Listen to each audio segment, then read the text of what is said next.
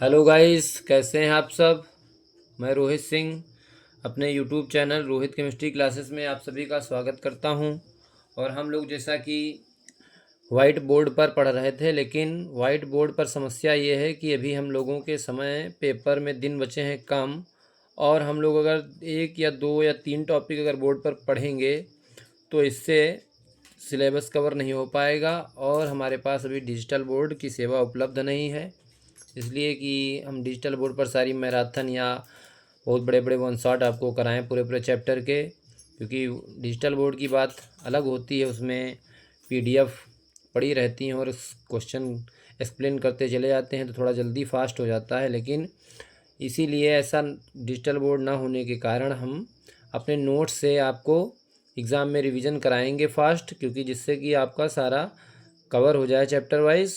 और बाद में फिर हम लोग वाइट बोर्ड पर टॉपिक वाइज पढ़ेंगे नए सेशन से।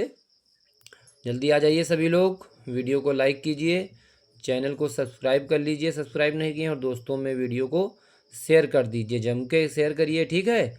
तो आ जाइए हम लोग पढ़ना स्टार्ट करते हैं। आज हम लोग क्लास 12 केमिस्ट्री में रासायनिक बलगतिकी जो यूनिट या चैप्टर है उसको आज हम लोग पूरा रिवाइज करेंगे।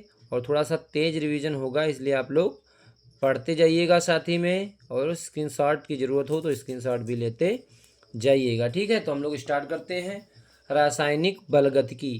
तो जैसा कि आप देख रहे होंगे हमारे नोट्स में आपको दिख रहा होगा कि रासायनिक बलगतिकी रसायन विज्ञान की वह शाखा होती है जिसमें रासायनिक अभिक्रिया के वेग एवं अभिक्रिया की क्रियाविधि का अध्ययन किया जाता है।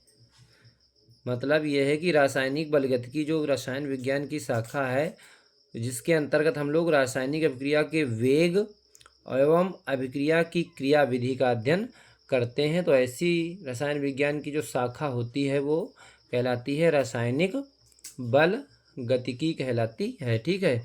अब वेग के आधार पर देखो अभिक्रिया के प्रकार दे रखे हैं। हालांकि प्रश्न पूछा भले ही न जाता हो, लेकिन मान लो अगर पूछा गया कि तीव्र मंद या वेग के आधार पर अभिक्रिया के प्रकार, तो हम लोगों को पूरा चैप्टर क्योंकि रिवाइज करना है तो जल्दी से हम लोग देख लेंगे। जो आता है वो भी और जो नहीं आता है वो भी थोड़ा सा समय दे करके उसको देख लेंगे। तो वेग के आधार पर अभिक्रिया के प्रकार हैं तीन। एक तीव्र अभिक्रिया होती है, एक अतिमंद अभिक्रिया होती है और एक मंद अभिक्रिया होती है। तो जो तीव्र अभिक्रिया होती हैं इसके अंतर्गत वे रासायनिक अभिक्रियाएं जो 1 सेकेंड से भी कम समय में पूर्ण हो जाती हैं तीव्र अभिक्रिया कहलाती हैं। कहने का मतलब जो तीव्र अभिक्रिया जो फास्ट रिएक्शन होती हैं इनके पूर्ण होने में बहुत ही कम समय लगता है, लगभग 1 सेकेंड से भी कम। वे रासायनिक अभिक्रियाएं जो 1 सेकेंड से भी कम समय में पूर्ण हो जाती हैं तीव्र अभिक्रिया कहलाती हैं। अतः इन अभिक्रियाओं का वेग ज्ञात नहीं किया जा सकता है। इससे प्रश्न आपके बहुविकल्पीय प्रश्न में पूछा जाता है कि किस प्रकार की अभिक्रियाओं का वेग निर्धारित किया जा सकता है। तो जो तीव्र अभिक्रियाएं होती हैं इतनी फास्ट होती हैं, इतना कम समय में होती हैं, 1 सेकेंड के भीतर ये जो है संपन्न हो जाती हैं, तो इसलिए ऐसी अभिक्रियाओं का वेग हम ज्ञात नहीं कर सकते हैं। जैसे कि एग्जाम्पल में लिखा है आयनिक अभिक्रिया, ठीक है, उदासीनीकरण अभिक्रिया या जो भी अवक्षेपण आदि आते हैं इसके अंतर्गत। तो आयनिक अभिक्रिया बहुत फास्ट अभिक्रिया होती है, इसलिए इसमें जो है हम लोग इसका वेग निर्धारित नहीं कर सकते हैं। फिर देखेंगे अति मंद अभिक्रिया, वेरी स्लो रिएक्शन। अति मंद अभिक्रिया ऐसी रासायनिक अभिक्रिया जिनमें कुछ महीनों व वर्षों में भी अभिक्रिया के प्रारंभ होने की जानकारी भी नहीं मिलती है, अर्थात कोई दर्शनीय परिवर्तन दिखाई नहीं देता। इनका वेग भी ज्ञात नहीं किया जा सकता है। यानी कि जो अतिमंद होती हैं इनका भी हम वेग निर्धारित नहीं कर सकते हैं। क्यों? क्योंकि ये इतना स्लो होती हैं, इनमें महीनों वर्षों लग जाते हैं और कोई वांछनीय परिवर्तन या दर्शनीय परिवर्तन भी अभिक्रिया में दिखाई नहीं देता है, जिसके कारण इनका वेग हम लोग ज्ञात नहीं कर सकते हैं, ठीक है। तो तीव्र अभिक्रिया और अतिमंद अभिक्रिया दोनों अभिक्रियाएं जो हैं वो वेग निर्धारित करने में समस्या उत्पन्न करती हैं। लेकिन जो मंद अभिक्रिया होती है हमारी, जिसको स्लो रिएक्शन बोलते हैं, मंद अभिक्रिया, ऐसी रासायनिक अभिक्रिया जो कुछ मिनटों या घंटों में पूर्ण हो जाती हैं मंद अभिक्रिया कहलाती हैं। इनका वेग ज्ञात किया जा सकता है। तो कहने का मतलब हमारे जो वेग निर्धारण करने वाली अभिक्रिया होती है वो कौन होती है? मंद अभिक्रिया। ठीक है, ऊपर की जो दोनों अभिक्रिया हमने देखी अभी, तीव्र अभिक्रिया और अति मंद अभिक्रिया, इन दोनों अभिक्रियाओं में हम वेग निर्धारित नहीं कर सकते हैं। लेकिन जो तीसरा प्रकार है मंद अभिक्रिया का, स्लो रिएक्शन का, ऐसी रासायनिक अभिक्रिया जो कुछ मिनटों या घंटों में पूर्ण हो जाती हैं, मंद अभिक्रिया कहलाती हैं। इनका वेग ज्ञात किया जा सकता है। एग्जाम्पल के तौर पर जैसे आणविक अभिक्रियाएं जो होती हैं, यहाँ पर आप देख रहे होंगे H2A2 H2O2 का विघटन हुआ जल और ऑक्सीजन में। तो इस तरह से ये जो आणविक अभिक्रियाएं होती हैं ये मंद अभिक्रिया के अंतर्गत आती हैं और ऐसी अभिक्रियाओं में हम अभिक्रिया का वेग ज्ञात कर सकते हैं। ठीक है, अब आपके पेपर में अभिक्रिया की दर या अभिक्रिया का वेग से आप क्या समझते हैं, या औसत वेग अभिक्रिया का उदाहरण सहित स्पष्ट कीजिए, या तात्क्षणिक वेग अभिक्रिया का एग्जाम्पल सहित स्पष्ट कीजिए। तो बारी बारी से हम लोग देखेंगे। अभिक्रिया की दर हम लोग पहले देखेंगे। अभिक्रिया की दर या इसी को वेग भी कहते हैं, rate of reaction, small r से प्रदर्शित करते हैं। अभिक्रिया की दर या वेग को स्मॉल आर से प्रदर्शित करते हैं। जैसे आप देख रहे होंगे यहाँ पर डेफिनेशन लिखी हुई है, एकांक समय में अभिकारकों या उत्पादों की सांद्रता में जो परिवर्तन होता है उसे अभिक्रिया की दर या अभिक्रिया का वेग कहते हैं। यानी कि जो भी अभिक्रिया या से उत्पाद बन रहा है अभिकारक से, तो उसके एकांक समय में जो भी सांद्रता में परिवर्तन हो रहा होगा अभिकारक की या उत्पाद की, तो उस परिवर्तन को ही अभिक्रिया की दर या अभिक्रिया का वेग कहते हैं। जैसे मान लीजिए कोई हमारी रिएक्शन है जिसमें अभिकारक आर है और वो प्रोडक्ट पी बना रहा है उत्पाद, तो वहाँ पर अगर हम लोग अभिक्रिया की दर या वेग लगाएंगे तो आर बराबर, स्मॉल आर बराबर क्या हो जाएगा, delta C upon delta T. जहाँ पर डेल्टा सी क्या है, सांद्रता में परिवर्तन है, डेल्टा टी क्या है, समय अंतराल है। मात्रक देखेंगे तो मात्रक mole litre inverse second inverse रहता है, और अगर अभिक्रिया गैसीय है तो एटीएम सेकेंड इनवर्स हो जाएगा। ठीक है, अगर मिनट में है तो मिनट इनवर्स हो जाएगा। तो इस तरह से हम अभिक्रिया की दर या अभिक्रिया के वेग को भी परिभाषित कर सकते हैं। एकांक समय में जो भी अभिकारकों या उत्पादों की सांद्रता में जो परिवर्तन होता है उसे अभिक्रिया की दर या अभिक्रिया का वेग कहते हैं। ठीक है, जल्दी से सभी लोग स्क्रीनशॉट ले लीजिएगा, जिससे कि आपको अगर ज़रूरत पड़े तो बाद में आप रिवीजन कर सकें। ठीक है, स्क्रीनशॉट लीजिए सभी लोग जल्दी से। फिर हम लोग देखते हैं औसत वेग। क्या देखेंगे हम लोग, औसत वेग देखेंगे, किस तरह से औसत वेग को हम लोग डिफाइन करेंगे कि किसी भी रासायनिक अभिक्रिया की औसत दर या औसत वेग क्या होता है। इसको आर एवरेज से प्रदर्शित करते हैं, स्मॉल आर और ए वी, आर एवरेज। इसमें देखेंगे हम लोग किसी निश्चित समय अंतराल में अभिकारकों या उत्पादों की सांद्रता में होने वाले परिवर्तन को औसत दर कहते हैं। ठीक है, एकांक किसी निश्चित समय अंतराल में अभिकारकों या उत्पादों की सांद्रता में होने वाले परिवर्तन को औसत दर कहते हैं। आर एवरेज से इसको प्रदर्शित करते हैं।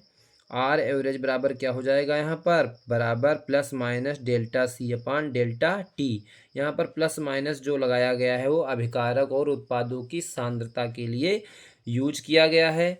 यदि प्लस होगा इसका मतलब उत्पाद की सांद्रता में वृद्धि हो रही होगी, और जहाँ माइनस होगा वहाँ कमी हो रही होगी। ठीक है, तो जैसे देखो कैपिटल आर के लिए देखा गया है, आर क्या है, अभिकारक है, रिएक्टेंट है, और इसकी जो सांद्रता होगी वो माइनस चिन्ह के साथ ली जाएगी, माइनस डेल्टा, और सी की जगह पर हम किसकी सांद्रता ले रहे हैं, आर की, रिएक्टेंट अभिकारक की, तो उसको हम लोग सक्रिय द्रव्यमान के रूप में लिखेंगे ब्रैकेट के साथ, और ये माइनस बाहर रहेगा, और आर की जगह पर हम क्या कर सकते हैं, R2 माइनस R1। ऐसे ही प्रोडक्ट के लिए हम लोग प्लस लगाएंगे, क्योंकि अभिकारक की सांद्रता घटती है रासायनिक अभिक्रिया में, उत्पादों की सांद्रता में वृद्धि होती है, तो उसको हम लोग प्लस के साथ प्रदर्शित करते हैं। तो प्रोडक्ट के लिए हम लोग प्लस यूज करेंगे, डेल्टा पी प्लस ऐसे रहेगा, पी की जगह पर हम लोग P2 माइनस P1 भी लिख सकते हैं। तो इस तरह से हम किसी भी रासायनिक अभिक्रिया की औसत दर या औसत वेग को प्रदर्शित कर सकते हैं या परिभाषित कर सकते हैं। अब प्रश्न आता है कि अभिक्रिया का तात्क्षणिक वेग क्या है।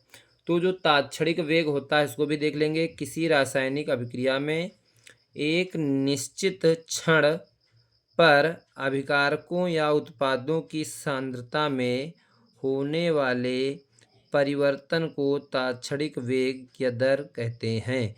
इसको आर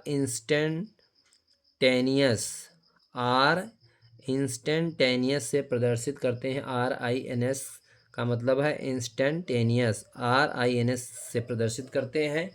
और यहाँ पर जो RINS हो जाएगा वो प्लस माइनस DC/dt, क्योंकि ये निश्चित क्षण की बात की गई है, यहाँ पर डेल्टा नहीं यूज होगा, स्मॉल d यूज होगा। ठीक है, तो प्लस माइनस उसी के लिए यूज हुआ है, उत्पाद और अभिकारक की सांद्रता के लिए, DC/dt। तो जब हम अभिकारक के लिए लिखेंगे तात्क्षणिक वेग की दर, तो यहाँ पर आ जाएगा ये -dR/dt। अगर उत्पाद के लिए लिखते हैं तो प्लस dP/dt। ठीक है, इस तरह से हम लोग अभिक्रिया की दर या वेग या औसत दर वेग और तात्क्षणिक वेग या दर तीनों टॉपिक को हम क्लियर करेंगे। फिर देखेंगे तात्क्षणिक वेग के लिए जो है व्यंजक लिखना, हेडिंग पड़ी हुई है तात्क्षणिक वेग के लिए व्यंजक लिखना। यानी कि इसमें हमने एग्जाम्पल के द्वारा समझाया है आपको कि कोई रासायनिक अभिक्रिया है जिसमें अभिकारक A और अभिकारक B मिलकर उत्पाद C और D बना रहे हैं। ठीक है, तो यहाँ पर इस अभिक्रिया के लिए, इस रासायनिक अभिक्रिया के लिए A+B गिव्स अप C+D। तो इस अभिक्रिया के लिए कैसे हम तात्क्षणिक वेग का व्यंजक लिखेंगे, तो आपको अभी हमने तात्क्षणिक वेग ये पढ़ाया हुआ है, बिल्कुल वही कॉन्सेप्ट लगाएंगे। ये A और B अभिकारक हैं, तो इनके लिए हम लोग RINS लिख लेंगे, -dA/dt बराबर -dB/dt। ऐसे हम लोग उत्पाद के लिए लिख लेंगे प्लस DC/dt प्लस DD/dt। ठीक है, और फिर दूसरा एग्जाम्पल देखो, यहाँ पर दिया गया है कि आपके जो अभिकारक A और B हैं उनके आगे मोलों की संख्या भी दे रखी है, N1 N2 लगे हैं। जो ये क्या है, अभिकारक N1 क्या है, अभिकारक A के मोल की संख्या है, और N2 क्या है, अभिकारक B के मोल की संख्या है। यहाँ पर ऐसे उत्पाद के मोलों की संख्या M1 है और D उत्पाद के मोलों की संख्या M2 है। तो जब अभिकारक और उत्पाद के मोलों की भी संख्या दे रखी हो तो उस स्थिति में हम लोग कैसे तात्क्षणिक वेग का व्यंजक प्राप्त करेंगे। तो ये देखेंगे RINS, और इसमें इतना बस ध्यान रखना होता है कि जो भी आगे मोलों की संख्या लगी होगी, अणुओं की संख्या लगी होगी, उसको बस अपान में कर देना है, यानी कि भाग में ले जाना है। तो कर देंगे, देखो चिन्ह वैसे ही रहेगा माइनस, क्योंकि अभिकारक के लिए लिख रहे हैं माइनस, और N1 है तो इसको कर देंगे 1/N1 इंटू DA/dt। ऐसे यहाँ करेंगे बराबर में -1/2 dB/dt। ऐसे इसके लिए हो जाएगा, उत्पाद के लिए प्लस 1/M1 DC/dt, और इसके लिए हो जाएगा प्लस 1/M2 DD/dt। ठीक है, तो बहुत ही सिंपल है, अगर मोलों की संख्या आगे दे रखी है तो उसको 1/में कर देना है बस। ऐसे ही देखो एक तीसरा और एग्जाम्पल समझाया गया है कि नाइट्रोजन और हाइड्रोजन मिलकर अमोनिया का निर्माण कर रहे हैं। तो इसके लिए अगर हमें तात्क्षणिक वेग प्राप्त करना हो तो यहाँ पर देखो कोई तो मोल की संख्या लगी नहीं है, तो ये हो जाएगा -dN2/dt। यहाँ पे 3 लगा हुआ है तो इसको कर देंगे -1/3 dH2/d2। ठीक है, इसके लिए कर देंगे +12 NH3/d2। तो इस तरह से कोई भी रासायनिक अभिक्रिया दी हो उसके लिए हम लोग तात्क्षणिक वेग का व्यंजक RINS या R इंस्टेंटेनियस व्यंजक लिख लेंगे हम लोग। ठीक है, तो इस तरह से आप लोग औसत वेग, तात्क्षणिक वेग, ये सब अगर पेपर में आपके शॉर्ट नोट में लघुत्तरीय प्रश्नों में आता है तो उसको आप बहुत ही अच्छे से एक्सप्लेन कर लेंगे, कायदे से समझ लेंगे। हम आपको पूरा कोशिश कर रहे हैं समझाने की, और स्क्रीनशॉट आप लोग ज़रूरत हो तो ले सकते हैं स्क्रीनशॉट। ठीक है, तो इस तरह से आप लोग इसको देखेंगे और करने का प्रयास करेंगे। ठीक है, अब हम लोग देखेंगे अगला इसमें हम लोग टॉपिक देखेंगे। एक क्वेश्चन पूछा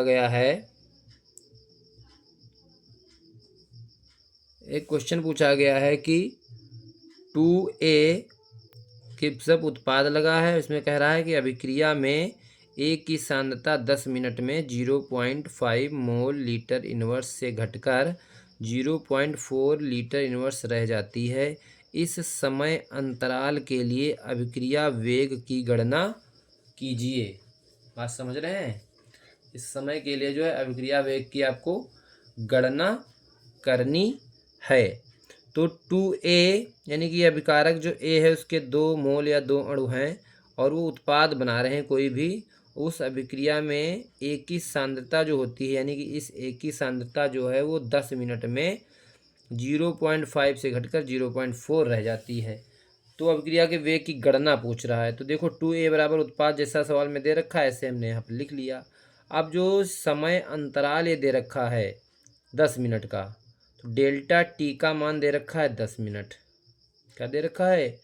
डेल्टा टी का मान 10 मिनट दे रखा है। और सांद्रता जो एक ही घट रही है वो 0.5 से 0.4 रह जा रही है। तो सांद्रता भी इसकी देख लेंगे कितना परिवर्तन हो रहा है। डेल्टा ए, डेल्टा जो होता है वो परिवर्तन को दिखाता है। तो जो अभिकारक ए की सांद्रता में जो परिवर्तन हो रहा है वो डेल्टा ए बराबर क्या हो गया?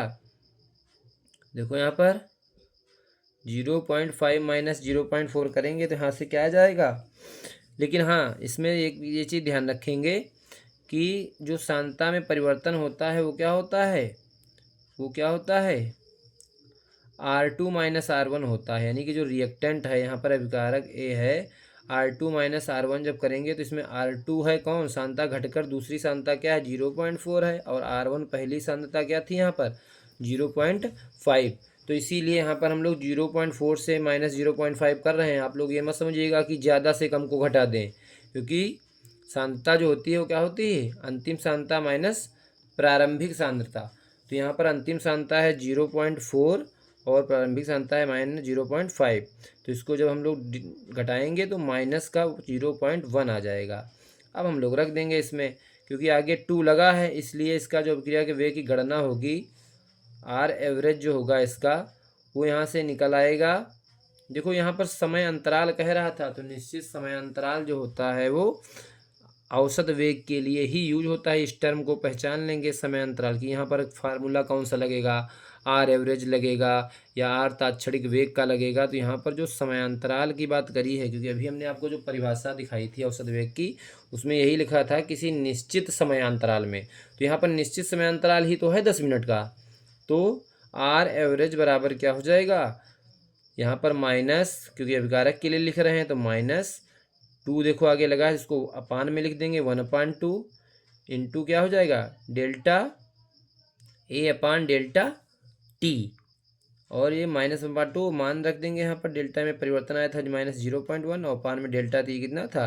10 मिनट। इसको सॉल्व कर लेंगे तो ये आ जाएगा यहाँ पर 0.005 मोल लीटर इनवर्स और आपका क्या है? Minute inverse. ठीक है, क्योंकि समय अंतराल मिनट में दे रखा है। तो यहाँ पर जो यूनिट इसका मात्रक आएगा वेग अभिक्रिया की दर का, वो mole litre inverse minute inverse. ठीक है, तो इस तरह से इस टाइप के सवाल भी आते हैं। और इसके ऊपर वाला भी सवाल इसी तरह का है। इसमें कोई आर है, अभिकारक है, वो प्रोडक्ट पी बना रहा है। अभिक्रिया के लिए अभिकारक की सांद्रता 0.03 मोल से 25 मिनट में परिवर्तित होकर इतनी रह जाती है, तो औसत वेग की गणना कीजिए। तो ये उसी टाइप का सवाल है, जैसा हमने ये बताया वैसा ही ये सवाल है। ठीक है, तो दोनों सवाल सेम हैं। इस तरह के सवाल आपसे पूछे जाते हैं।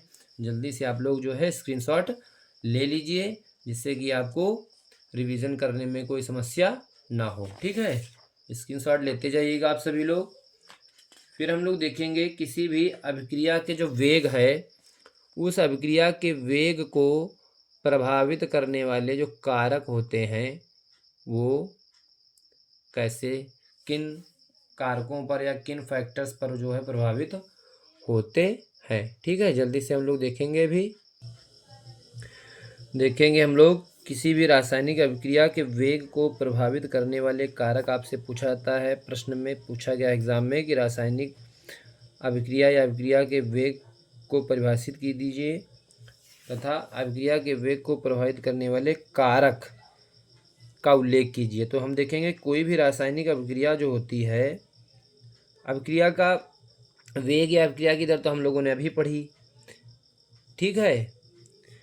किसी एकांक समय में अभिकारक या उत्पादों की सांद्रता में होने वाले परिवर्तन की दर को अभिक्रिया का वेग या अभिक्रिया की सांद्रता कहते हैं। लेकिन अभिक्रिया के वेग को प्रभावित करने वाले जो कारक हैं वो कौन कौन से हैं? एक तो अभिकारकों की सांद्रता होती है कि किसी भी रासायनिक अभिक्रिया में जो अभिक्रिया का वेग होगा वो अभिकारकों की सांद्रता पर भी निर्भर करता है, क्योंकि आप देख रहे हो यदि किसी रासायनिक अभिक्रिया में अभिकारकों की सांद्रता बढ़ाई जाती है तो कणों की संख्या बढ़ने के कारण अभिक्रिया का वेग भी बढ़ जाता है, ठीक है। ये बात आप पॉइंट याद रखेंगे कि अगर कोई रासायनिक अभिक्रिया में हम अभिकारक की सांद्रता बढ़ा रहे हैं तो जाहिर सी बात है, सीधी सी बात है, अगर सांद्रता बढ़ेगी तो उसके अणुओं की संख्या भी बढ़ेगी, और जब अणु या कणों की संख्या बढ़ेगी तो अभिक्रिया का वेग स्वतः बढ़ जाएगा, ठीक है। तो ये भी आप बात याद रखेंगे कि किसी भी रासायनिक अभिक्रिया में अगर हम अभिकारकों की सांद्रता बढ़ाते हैं तो उस कणों की संख्या बढ़ने के साथ साथ अभिक्रिया का वेग भी बढ़ जाता है। दूसरा जो इसका कारक है, अभिक्रिया के वेग को प्रभावित करने वाला दूसरा कारक है ताप। लिखा है ताप बढ़ाने पर अभिकारक अणुओं की गतिज ऊर्जा बढ़ जाती है, क्योंकि अगर हम किसी रासायनिक अभिक्रिया को ताप देते हैं या ताप बढ़ाते हैं तो अभिकारक अणुओं की गतिज ऊर्जा बढ़ेगी, ऊष्मा ग्रहण करेंगे तो तेजी से गति करने लगेंगे, और जब तेजी से गति करेंगे तो गतिज ऊर्जा बढ़ जाती है, जिसके कारण अभिक्रिया का वेग भी बढ़ जाता है, क्योंकि प्रभावी टक्करों की संख्या अधिक हो जाती है। प्रभावी टक्कर से मतलब ये है कि ऐसी टक्करें जो उस अभिकारक अणुओं को उत्पाद में परिवर्तित करने के लिए जिम्मेदार होती हैं, तो ऐसी प्रभावी टक्करों की संख्या भी बढ़ जाती है, अतः उत्पाद अधिक बनता है।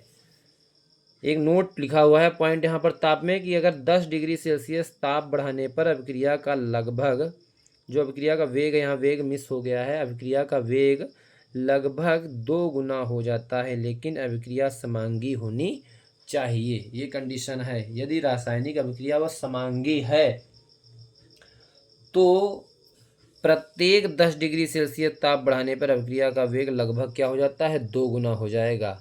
तो ये आपके प्रश्न बहुविकल्पी प्रश्नों में भी पूछा जाता है कि 10 डिग्री सेल्सियस ताप बढ़ाने पर अभिक्रिया का वेग हो जाता है तो लगभग कितना हो जाएगा?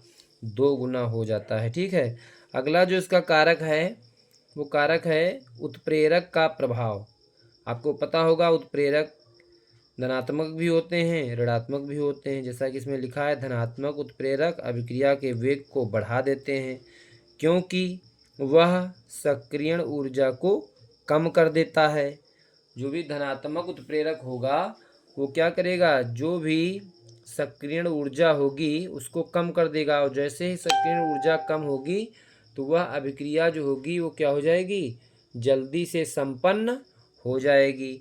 जबकि निगेटिव यानी कि ऋणात्मक उत्प्रेरक अभिक्रिया के वेग को घटा देते हैं, क्योंकि यह सक्रिय ऊर्जा को बढ़ा देते हैं, ठीक है। तो ये भी आप फैक्टर याद रखेंगे कि जो भी धनात्मक उत्प्रेरक होते हैं वो अभिक्रिया के वेग को बढ़ा देते हैं, क्योंकि वह सक्रिय ऊर्जा का मान कम कर देते हैं। जबकि जो ऋणात्मक उत्प्रेरक होता है वो क्या करता है? अभिक्रिया के वेग को घटा देता है, क्योंकि यह सक्रिय ऊर्जा को बढ़ा देते हैं।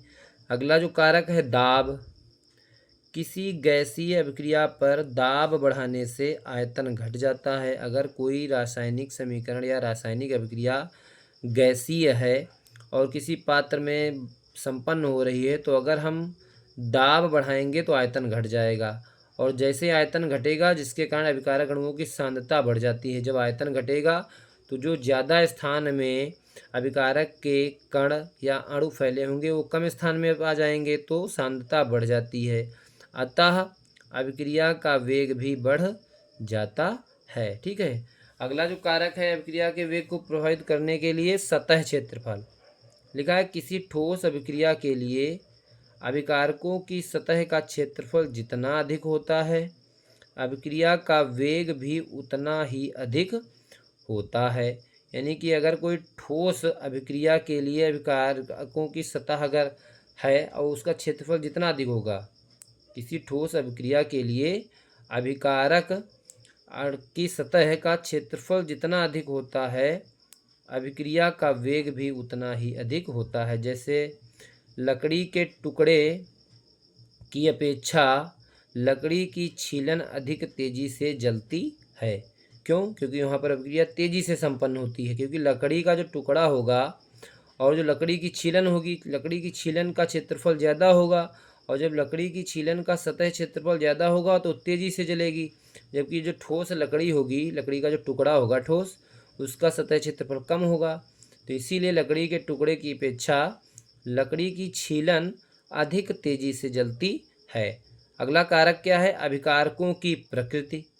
अगर अभिकारक गैसीय है तो उसका वेग ज़्यादा होगा, अगर अभिकारक द्रव है तो उसका वेग ज़्यादा होगा, और ठोस अभिकारक का वेग सबसे कम होता है। इसीलिए अभिकारकों की प्रकृति में अगर गैसीय प्रकृति है अभिकारक की तो उसका वेग भी अधिक होगा।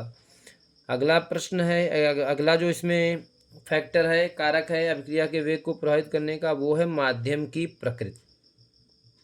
सातवां जो कारक है वो माध्यम की प्रकृति।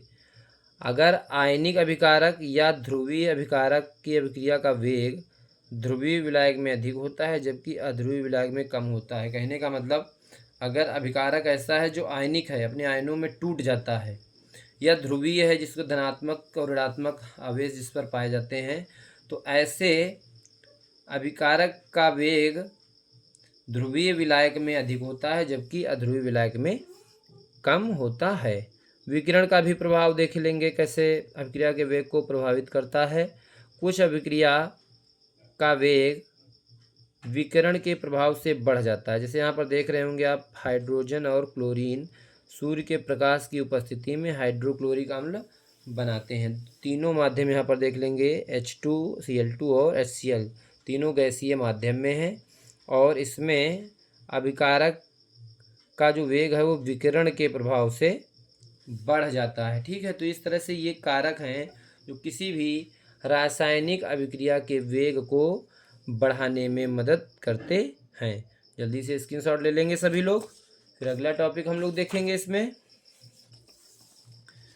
देख लीजिए, कभी कभी परिभाषा में जो आपके आता है, क्वेश्चन पूछा जाता है कि वेग व्यंजक, ठीक है, वेग व्यंजक या वेग स्थिरांक, जिसको हम लोग के से प्रदर्शित करते हैं। आपको ये तो पता है, वेग को हम लोग स्मॉल r से प्रदर्शित करते हैं, अभिक्रिया के वेग को, उसी को हम लोग दर भी बोलते हैं। लेकिन जो वेग स्थिरांक होता है उसको कैपिटल के से प्रदर्शित करते हैं। तो कभी कभी ये प्रश्न आ जाता है कि अभिक्रिया के वेग स्थिरांक को परिभाषित कीजिए। तो देख लेंगे, वेग स्थिरांक क्या होता है? वह व्यंजक जो अभिकारकों की मोलर सांद्रता पर अभिक्रिया वेग की प्रायोगिक निर्भरता को दर्शाता है, वेग व्यंजक कहलाता है। एक बार फिर से देख लेंगे परिभाषा को।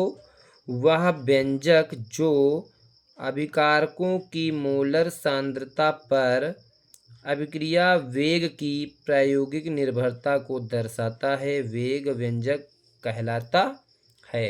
यहाँ पर आप देख लेंगे, रासायनिक अभिक्रिया दे रखी है, अभिकारक ए के मोलों की संख्या स्मॉल ए है और अभिकारक बी की संख्या जो मोलों की है स्मॉल बी है, और कोई प्रोडक्ट बन रहा है। तो यहाँ पर जो अभिक्रिया का वेग आर होगा वो ए की पावर एक्स, इसको अगर एक्स वाई मान लें तो ए की पावर एक्स हो जाएगा, बी की पावर वाई हो जाएगा।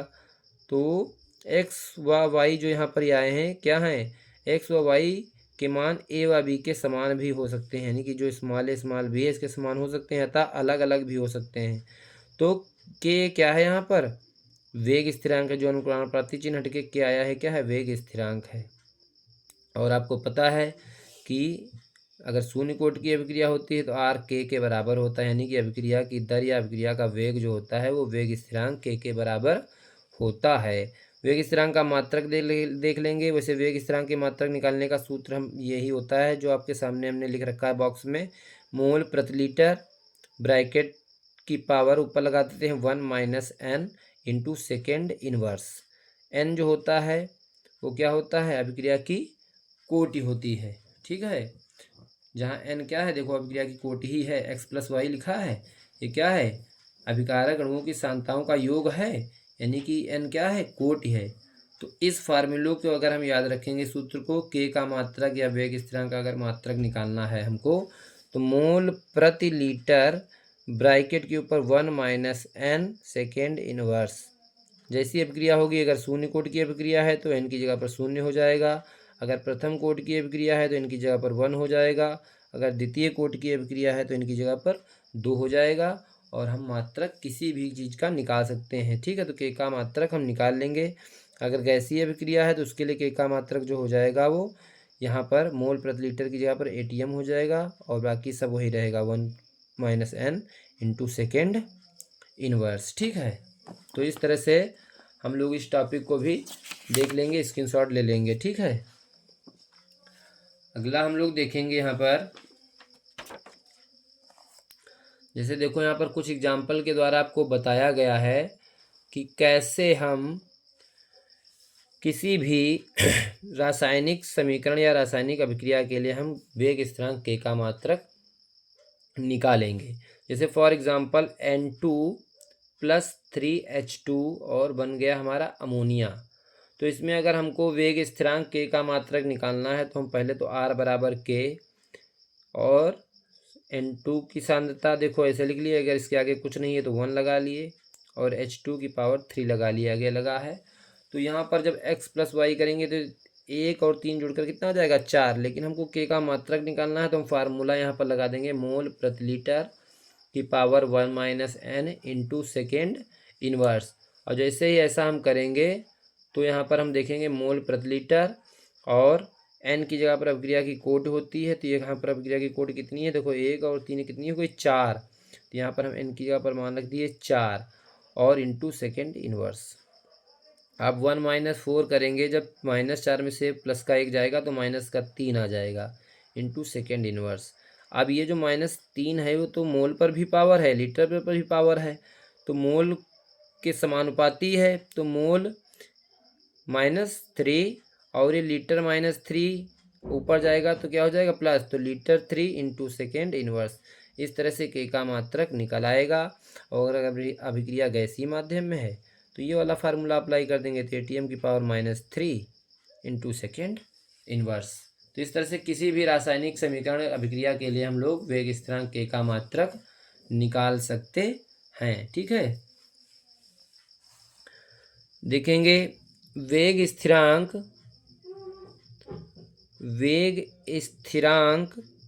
के लक्षण, इसमें जो है पूछा गया है वेग स्थिरांक के लक्षण के लक्षण क्या है वेग स्थिरांक के। तो लिखा है k का मान अगर बढ़ता है तो r का मान भी बढ़ता है, यानी कि वेग के यहाँ पर क्या है, वेग स्थिरांक, और r क्या है, अभिक्रिया का वेग या अभिक्रिया की दर है।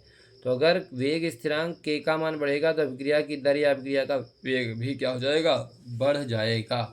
फिर लिखा है निश्चित ताप पर k का मान स्थिर रहता है, यानी कि अगर किसी रासायनिक अभिक्रिया में ताप निश्चित रहता है तो जो वेग स्थिरांक k होगा उसका मान भी क्या रहेगा, स्थिर रहेगा, बदलेगा नहीं, क्योंकि ताप निश्चित है तो k का मान भी स्थिर रहता है। फिर लिखा है ताप बढ़ता है तो k का मान भी बढ़ता है, वही बात हो गई। ठीक है, फिर लिखा है अगला पॉइंट, k का मान अभिकारकों की प्रारंभिक सांद्रता पर निर्भर नहीं करता है, यानी कि जो वेग स्थिरांक k का मान होता है वो अभिकारक की प्रारंभिक सांद्रता पर निर्भर नहीं करता है। इतने से लक्षण आपको वेग स्थिरांक k के बारे में याद रखना पड़ेगा। मान लो आपसे प्रश्न आता है कि अभिक्रिया के वेग स्थिरांक को परिभाषित कीजिए और उसके लक्षण या गुण बताइए, तो हम ऐसे उसको लिख सकते हैं।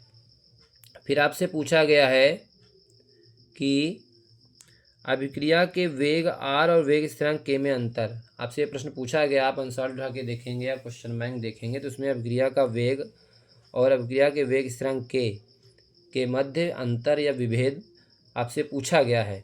तो देखिए यहाँ पर वेग और वेग स्थिरांक के बीच अंतर दे रखा है। वेग को हम लोग स्मॉल r से प्रदर्शित करते हैं, वेग स्थिरांक को हम लोग इस कैपिटल k से प्रदर्शित करते हैं। इतना बात आप जरूर याद रखेंगे।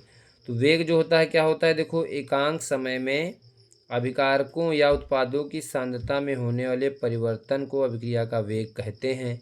जबकि वेग स्थिरांक क्या है, अभिक्रिया में अभिकारकों का सांद्रण एकांक होने पर अभिक्रिया का वेग अभिक्रिया के वेग स्थिरांक के बराबर होता है। मात्रक देखो वेग का mole litre inverse second inverse, जबकि इसका मात्रक के का भिन्न भिन्न होता है, जो कि इस फार्मूले पर डिपेंड करेगा कि अभिक्रिया कैसी है। उसी हिसाब से उसका मात्रक होगा मोल प्रति लीटर ब्रैकेट के power 1 - n into second inverse.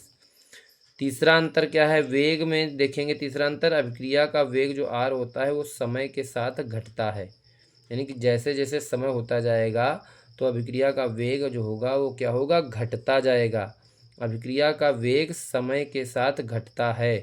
लेकिन तीसरा पॉइंट इधर देखेंगे, वेग स्थिरांक में के का मान स्थिर रहता है, उस समय चाहे कुछ भी हो। अभिक्रिया का समय घटे या बढ़े, लेकिन के का मान, वेग स्थिरांक का मान स्थिर रहेगा। लेकिन अभिक्रिया का वेग जो होता है वो समय के साथ घटता है। ठीक है।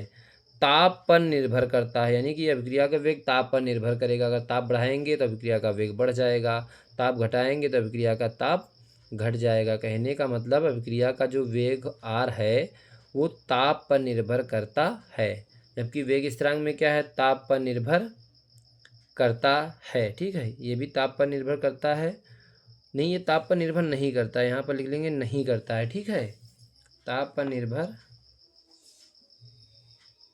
नहीं करता है, ताप पर निर्भर नहीं करता है। तो इस तरह से अभिक्रिया के वेग और वेग स्थिरांक के मान में हम लोग अगर अंतर या विभेद आता है तो उसको हम लोग लिख देंगे आसानी से। ठीक है, देखिए इसमें भी कुछ रासायनिक आपको समीकरणें दी हैं जिनके द्वारा आपको इसमें बताया गया है कि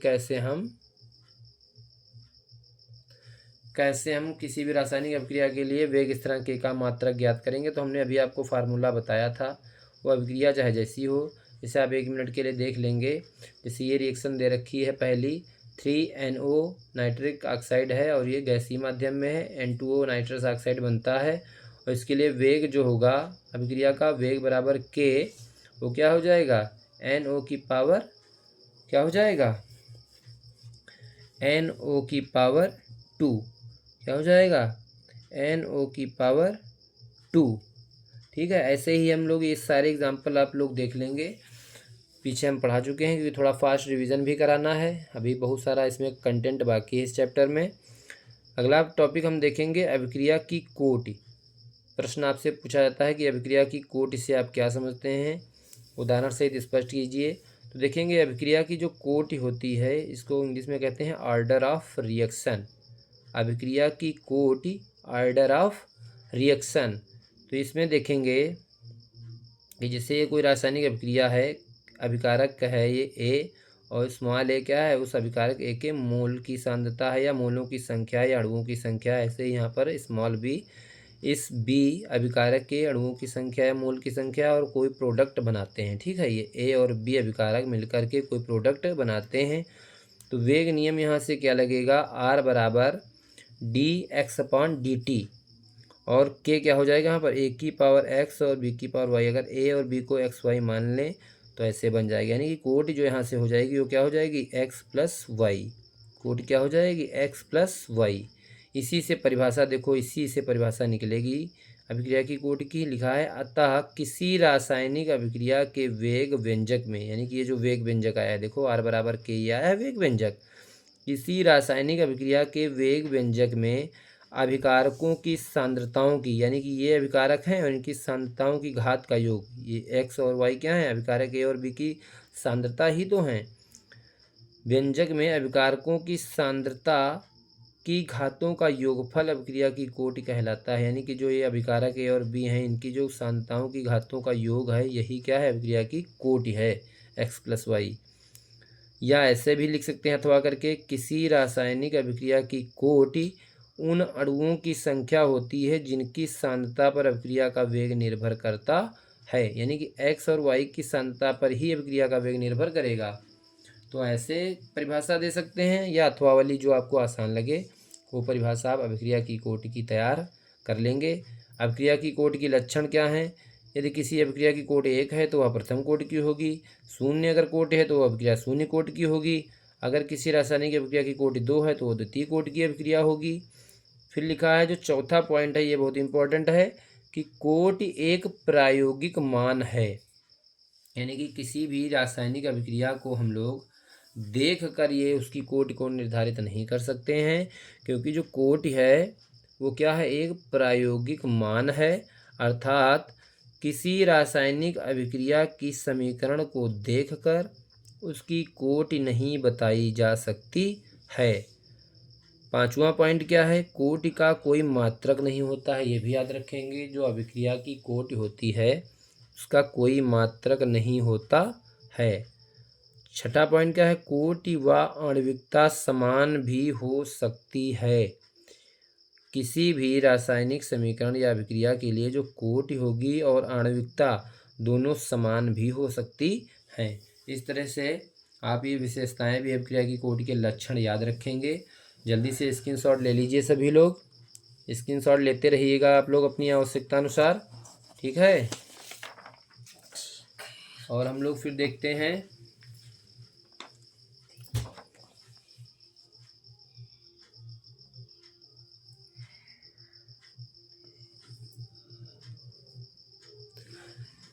देखेंगे हम लोग यहाँ पर किसी जटिल अभिक्रिया की कोटि सबसे मंदतम पद पर निर्भर करती है। यानी कि कोई भी अगर ऐसी रासायनिक अभिक्रिया है जो जटिल है तो उस जटिल अभिक्रिया की जो कोटि होगी वो सबसे स्लो, यानी कि जो अभिक्रिया का स्टेप या पद सबसे मंद होगा, स्लो होगा, उस पर निर्भर करेगी अभिक्रिया की कोटि, ठीक है।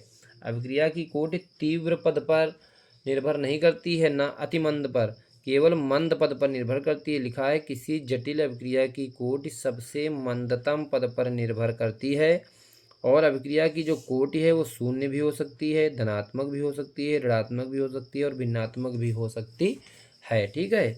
अभिक्रिया की कोटि जो है वो धनात्मक, शून्य, ऋणात्मक व भिन्नात्मक भी हो सकती है, ठीक है। इस तरह से इस अभिक्रिया की कोटि के लक्षण हम लोग याद रखेंगे। इसमें हमने आपको 7 पॉइंट बताए हैं लक्षण में, ठीक है। अब यहाँ पर इस टॉपिक को देखेंगे।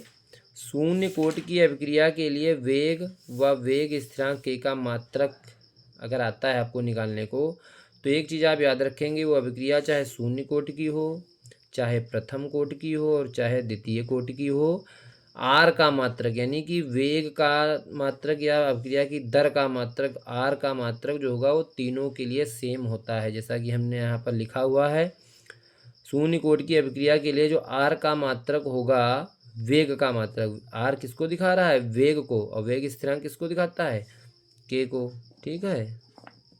तो जो अभिक्रिया का वेग या आर का मात्रक होगा वो mole litre inverse second inverse, अगर गैसीय अभिक्रिया है तो एटीएम सेकेंड इनवर्स। ये सब में देखो आप आर का मान सेम है। लेकिन अभिक्रिया अगर शून्य कोटि की है तो के का मात्रक, प्रथम कोटि की अभिक्रिया है तो के का मात्रक, अगर द्वितीय कोटि की अभिक्रिया है तो के का मात्रक क्या हो जाएगा, चेंज हो जाएगा। देखेंगे कैसे।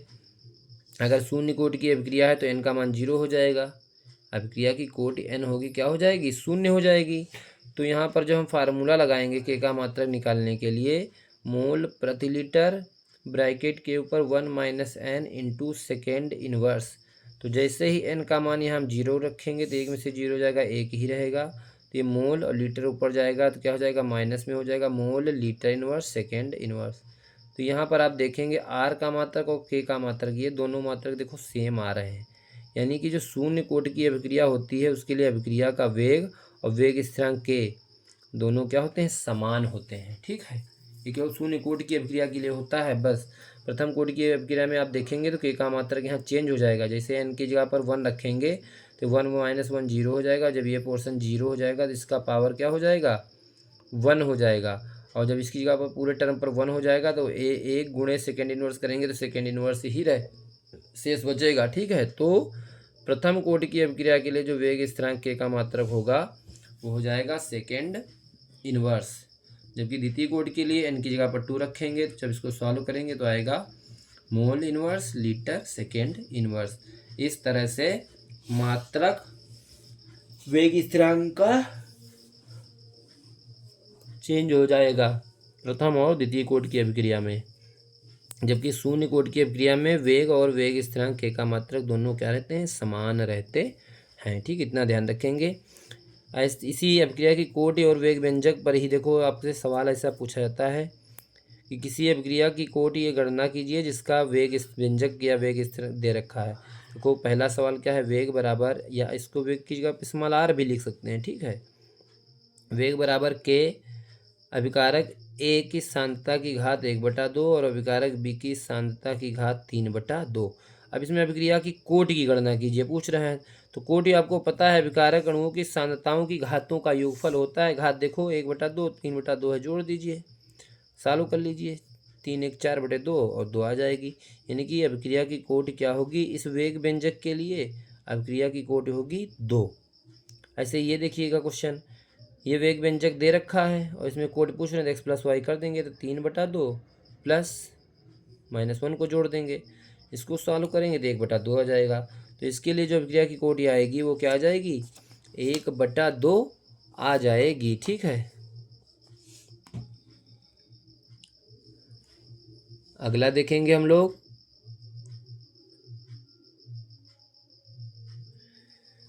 प्रश्न देखिएगा, इसमें लिखा है ऊपर, निम्न वेग स्थिरांकों से अभिक्रिया की कोटि की पहचान कीजिए। तो इसमें भी बहुत आसान है, वेग स्थिरांक के का मान दे रखे हैं और अभिक्रिया की कोटि पूछ रहे हैं। तो यहाँ पर हम लोग उसको सॉल्व नहीं करेंगे क्योंकि यहाँ पर सांद्रताओं की घातों का योग दे ही नहीं रखा है कुछ, यहाँ तो सीधे सीधे के का वेग स्थिरांक का मान दे रखा है।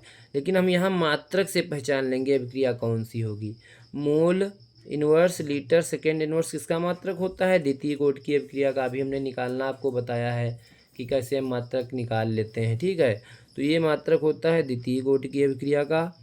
और ये जो मात्रक है इसमें देखेंगे सेकेंड इनवर्स लास्ट में लगा है, और सेकेंड इनवर्स किसका मात्रक होता है, प्रथम कोटि की अभिक्रिया का मात्रक होता है सेकेंड इनवर्स। तो सेकेंड इनवर्स लगने के वजह से ये अभिक्रिया कैसी हो जाएगी, प्रथम कोटि की हो जाएगी, ठीक है।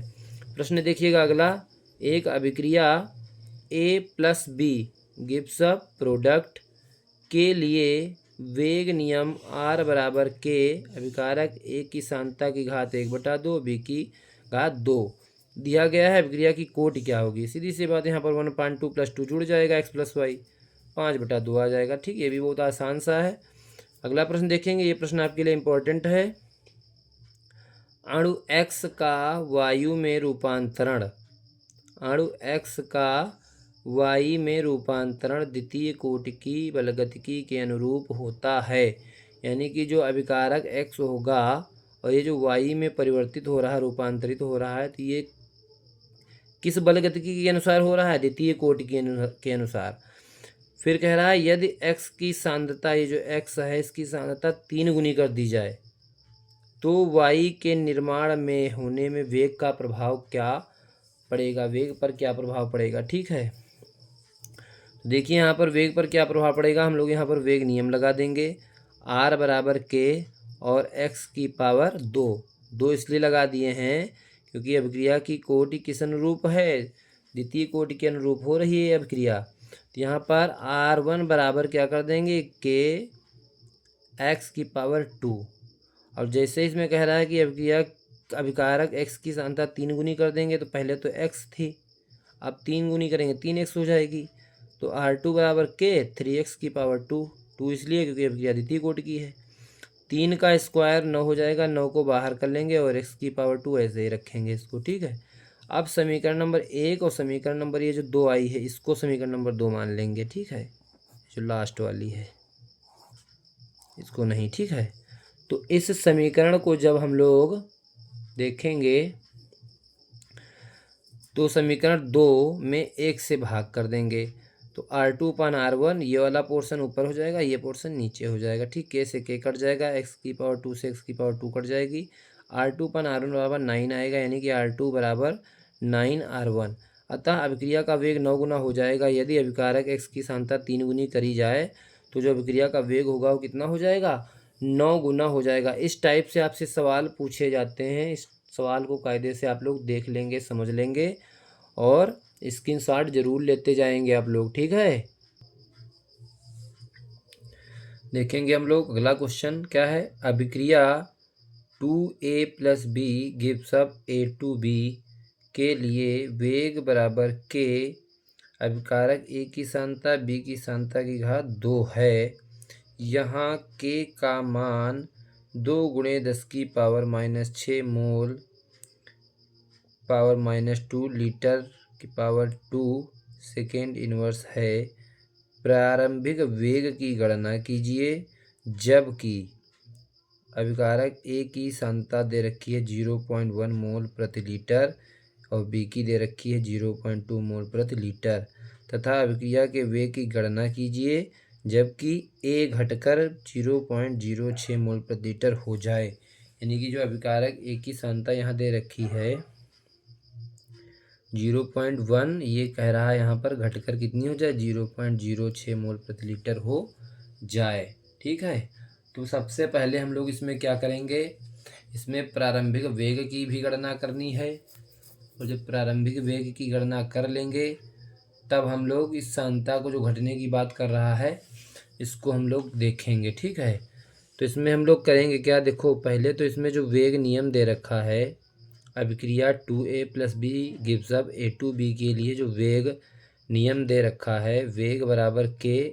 a b की पावर 2, तो वो हम ऐसे ही यहाँ पर लिख लिए। ठीक है, अब देखिएगा यहाँ पर r बराबर क्या हो जाएगा k, और k का मान सवाल में दे रखा है 2 गुणे 10⁻⁻6। यहाँ पर k का मान हम रख दिए 2 गुणे 10⁻⁻6। अब सांद्रता अभिकारक एक की जो सांद्रता है देखो दे रखी है 0.1, यहाँ पर 0.1 रख दिए। अब बी की सांद्रता भी दे रखा है 0.2, 0.2 की पावर 2 कर दिए क्योंकि यहाँ पर देखो स्क्वायर लगा है, पावर स्क्वायर कर दिए। अब इसको हम लोग सॉल्व कर लेंगे जब, तो यहाँ से आ जाएगा कितना, देखो r बराबर 2, ये 0.1 और इसका जब स्क्वायर करोगे तो आ जाएगा 0.04 इंटू 10⁻⁻6 यहाँ लास्ट में ले आए।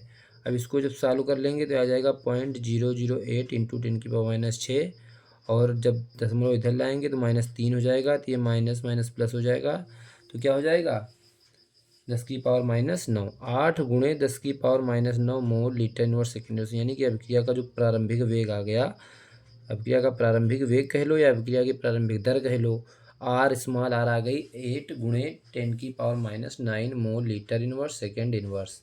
अब जब इतना आ गया तो इसमें फिर से वो कह रहा है कि ये जो अभिक्रिया है 2a + b gives up a2b, ये अभिक्रिया हमने ऐसे नोट कर ली जो दे रखी थी ये। अब इसमें देखो स्टार्टिंग में क्या था, जब अभिक्रिया चालू नहीं हुई थी, जब t 0 था तो उस समय अभिकारक एक की सांद्रता वो कितनी थी 0.1 थी। कितनी थी सांद्रता 0.1 थी। और बी की सांद्रता कितनी थी देखो 0.2 और a2b की भी कोई सांद्रता भी कोई उत्पाद नहीं बना है, क्योंकि जब t 0 होगा, t 0 सांद्रता पर कोई भी रिएक्शन में परिवर्तन नहीं होगा, अभिकारक ए और बी जो हैं उनकी सांद्रता एज इट इज़ बनी रहेगी, कोई उत्पाद नहीं बनेगा, इसलिए यहाँ पर हमने डैश या लाइन खींच रखी है। उसके बाद क्या होगा, अगर मान ले समय t1 पर या t1 सांद्रता पर क्या हो जाएगा, ये जो 0.1 है ये कुछ तो क्या हो जाएगा विघटित हो जाएगा, और इसके लिए देखेंगे 0.1 के लिए देखेंगे, इसमें ये भी कह रहा था सवाल में कि जब 0.1 की सांद्रता वो 0.1 से घटकर कितनी रह जाए 0.06 रह जाए, तो यानी कि इसके मान लेते हैं कुछ सांद्रता घटी होगी तभी तो ये इतना हुआ होगा, तो मान लेते हैं वो 0.1 में से मात्रा जो घटी हमारी वो कितनी घटी, x घटी। कितनी घटी, x घटी। तो 0.1 माइनस x बराबर कितना रह गई, बाद में 0.06 के बराबर कर दिए। यहाँ से x का मान निकाल लेंगे 0.04 सांद्रता घटी इससे 0.1 से, तभी तो ये 0.06 हुआ, तो इतनी मात्रा x आ गई। और जैसे ही जब ये मात्रा आ गई तो b की सांद्रता देखो कितनी दे रखी है, जस्ट इसकी 2 गुना है, तो जब इसकी जस्ट 2 गुना है तो 0.2 और क्या कर देंगे, इसमें से भी कुछ सांद्रता घटेगी, x ही घटेगी, और x का मान कितना आया है देखो ये, और x का मान जब ये आधा था तो इसका जब ये 2 गुना करें, ये 2 गुना था, और जब इसका आधा यहाँ पर आएगा तो इसका मतलब इसकी सांद्रता यहाँ पर कितनी ले लेंगे हम, माइनस कितनी लेंगे 0.02 ले लेंगे, क्योंकि ये देखो यहाँ पर इसकी एक ही सांद्रता 2 गुनी है b से, तो इसकी जो x की मात्रा है वो आधी ही होगी इसकी, यहाँ पर 0.02 माइनस 0.02 2 ले लेंगे तो ये आ जाएगा, यहाँ पर घटाएंगे इसको तो 0.18 आएगा। अब यहाँ पर ए की सांद्रता पता चल गई, कितनी रह गई लास्ट में देखो 0.06, और बी की सांद्रता देखो कितनी रह गई 0.08। अब यहाँ से हम फिर वही वेग नियम लगा देंगे, आर बराबर के ए बी की पावर 2। यहाँ से हम लोग फिर से सब मान रख के आर का मान फिर से निकाल लेंगे, तो ये आ जाएगा यहाँ से अभिक्रिया के वेग की गणना आ जाएगी। ये आर जो आया था यहाँ प्रारंभिक वेग आया था, यहाँ पर अभिक्रिया के वेग की गणना आ जाएगी। इसको हम लोग सॉल्व कर लेंगे तो आर बराबर 3.89 इंटू 10 की पावर -3 करेंगे तो माइनस माइनस प्लस हो जाएगा, तो माइनस का 9 हो जाएगा। ठीक, मोल प्रति लीटर सेकेंड इनवर्स। इस तरह से इस टाइप का सवाल आप बिल्कुल तैयार करके जाएंगे, इस टाइप का सवाल आपसे पूछे जा सकते हैं। ठीक है, इसलिए इस टाइप के सवाल आपको पढ़ के जाना है। दूसरा देखो ये सवाल क्या है आपका अगला,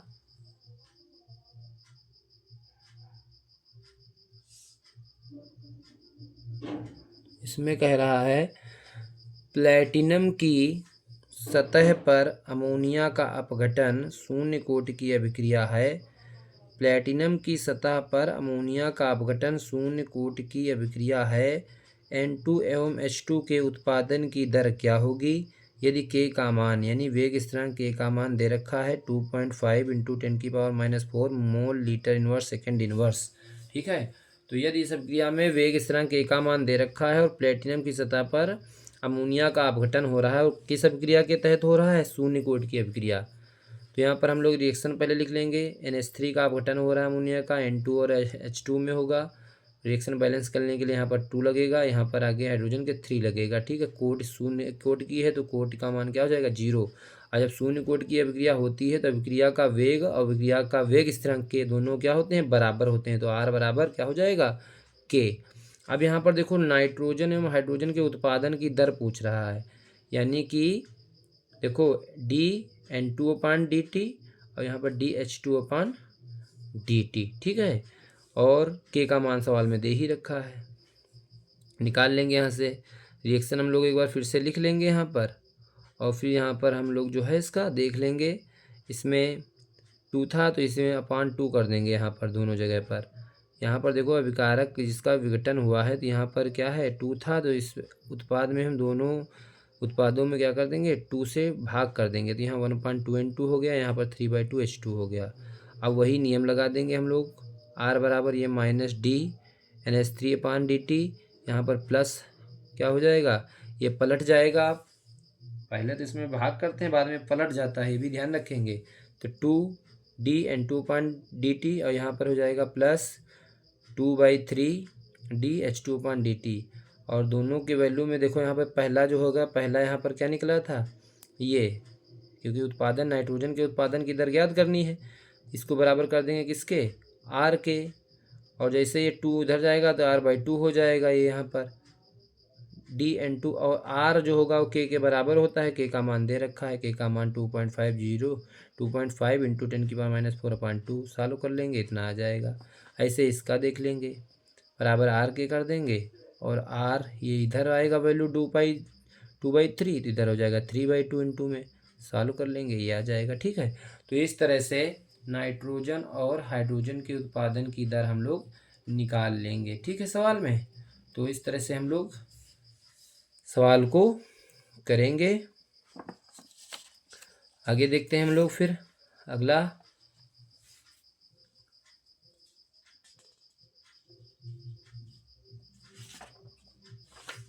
अगला टॉपिक हम लोग देखते हैं यहाँ पर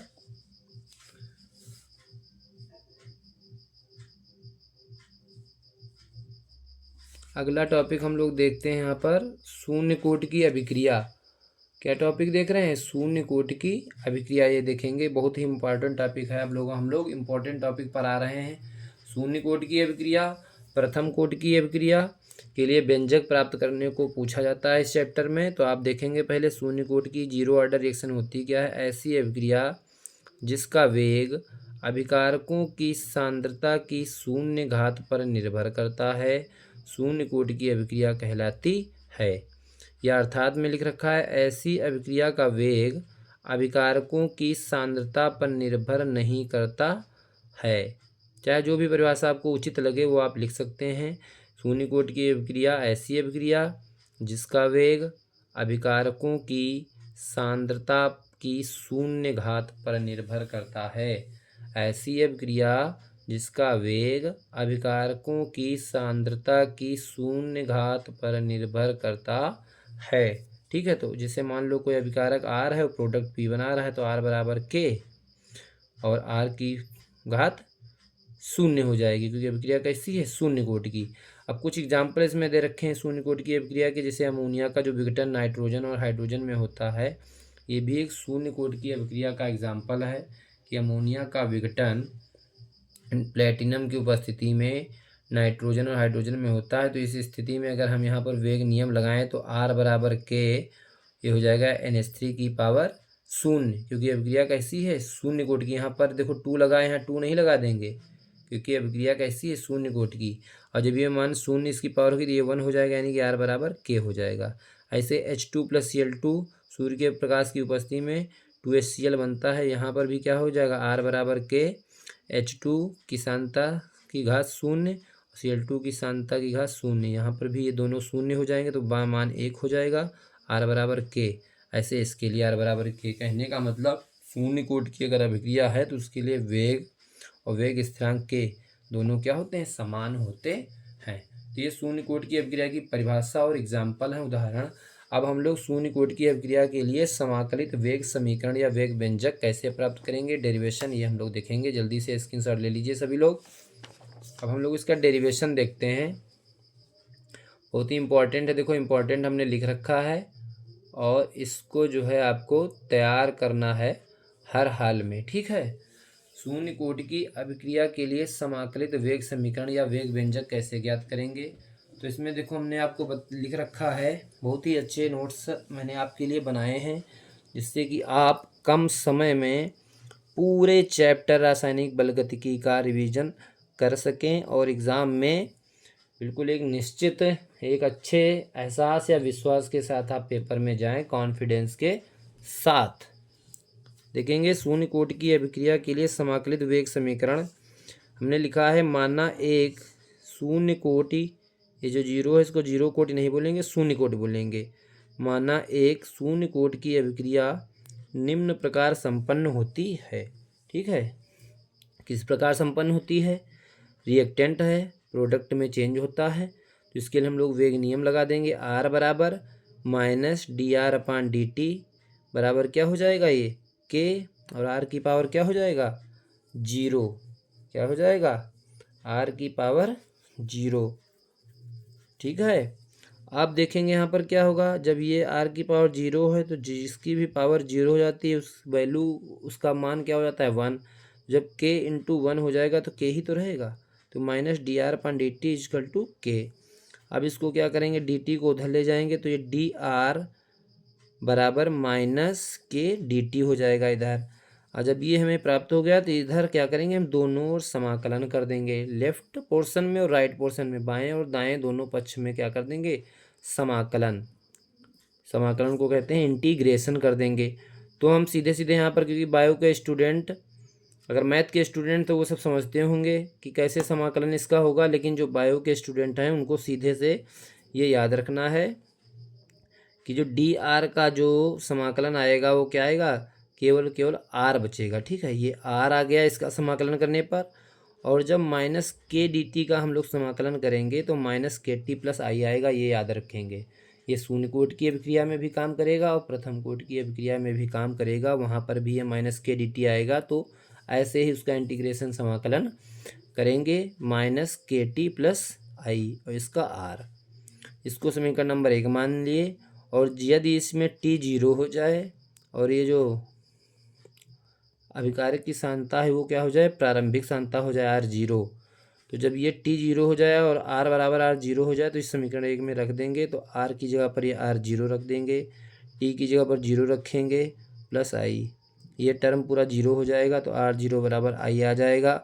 जैसे ही i आ जाए उठा के समीकरण नंबर 1 में i का मान रख देंगे हम लोग, और जब समीकरण 1 में i का मान रखेंगे तो देखो ये r तो ऐसे ही रहेगा, -kT ऐसे ही रहेगा, प्लस आई की जगह पर क्या हो जाएगा आर जीरो। अब इस माइनस के टी को इधर लाएंगे तो प्लस का के टी हो जाएगा, ये इधर आएगा तो माइनस का हो जाएगा। अब के बराबर r zero minus r, T को नीचे ले आएंगे, ठीक है, ये प्राप्त हो जाएगा। और यदि हम यहाँ पर प्रारंभिक सांता आर जीरो को ए मान लें और अंतिम सांता जो है आर इसको ए माइनस एक्स मान लें, तो यहाँ पर क्या बन जाएगा, के बराबर आर जीरो की जगह पर ए माइनस आर की जगह पर ए माइनस एक्स अपॉन टी। ए से ए कट जाएगा तो यहाँ पर ये माइनस माइनस प्लस हो जाएगा, यानी कि के बराबर प्लस का एक्स बाई टी आ जाएगा। और यही जो है क्या है, शून्य कोटि की अभिक्रिया के लिए वेग स्थिरांक का व्यंजक है, जहाँ एक्स जो आया है ये क्या है, वियोजन की मात्रा होती है। अगर मात्रक देखें तो हमने आपको बता रखा है शून्य कोटि की अभिक्रिया के लिए मात्रक जो हो जाएगा वो क्या हो जाएगा, mole litre inverse second inverse हो जाएगा के का मात्रक, ठीक है। तो इस तरह से हम लोग शून्य कोटि की अभिक्रिया के लिए समाकलित वेग समीकरण हम लोग आराम से सरल भाषा में उसका डेरिवेशन व्यंजक प्राप्त कर सकते हैं। जल्दी से सभी लोग स्क्रीनशॉट ले लीजिए, फिर हम लोग प्रथम कोटि की अभिक्रिया देखते हैं। देखेंगे हम लोग प्रथम कोटि की अभिक्रिया, फर्स्ट ऑर्डर रिएक्शन। अभी हम लोगों ने शून्य कोटि की अभिक्रिया क्या होती है और शून्य कोटि की अभिक्रिया के लिए कैसे व्यंजक प्राप्त करेंगे ये हम लोगों ने देखा था। अब हम लोग देखेंगे प्रथम कोटि की अभिक्रिया, फर्स्ट ऑर्डर रिएक्शन हम लोग देखेंगे, ठीक है।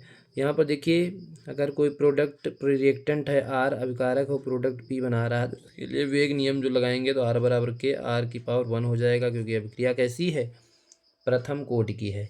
यहीं से हम लोग परिभाषा लिखेंगे प्रथम कोटि की, ऐसी अभिक्रिया जिसका वेग अभिकारक अणुओं की सांद्रता की केवल प्रथम घात पर निर्भर करता है, प्रथम कोटि की अभिक्रिया कहलाती है, ठीक है। ऐसी अभिक्रिया जिनका वेग अभिकारक अणुओं की प्रथम घात, सांद्रता की प्रथम घात पर निर्भर करता है, प्रथम कोटि की अभिक्रिया कहलाती है। एग्जाम्पल आप देख लीजिएगा इसके, C2H4 एथिलीन है प्लस H2 एथेन बनता है। अगर वेग नियम लगाएं तो वेग बराबर के और C2H4 की पावर 1, क्योंकि प्रथम घात पर निर्भर कर रहा है तो इसलिए पावर क्या रहेगी, 1।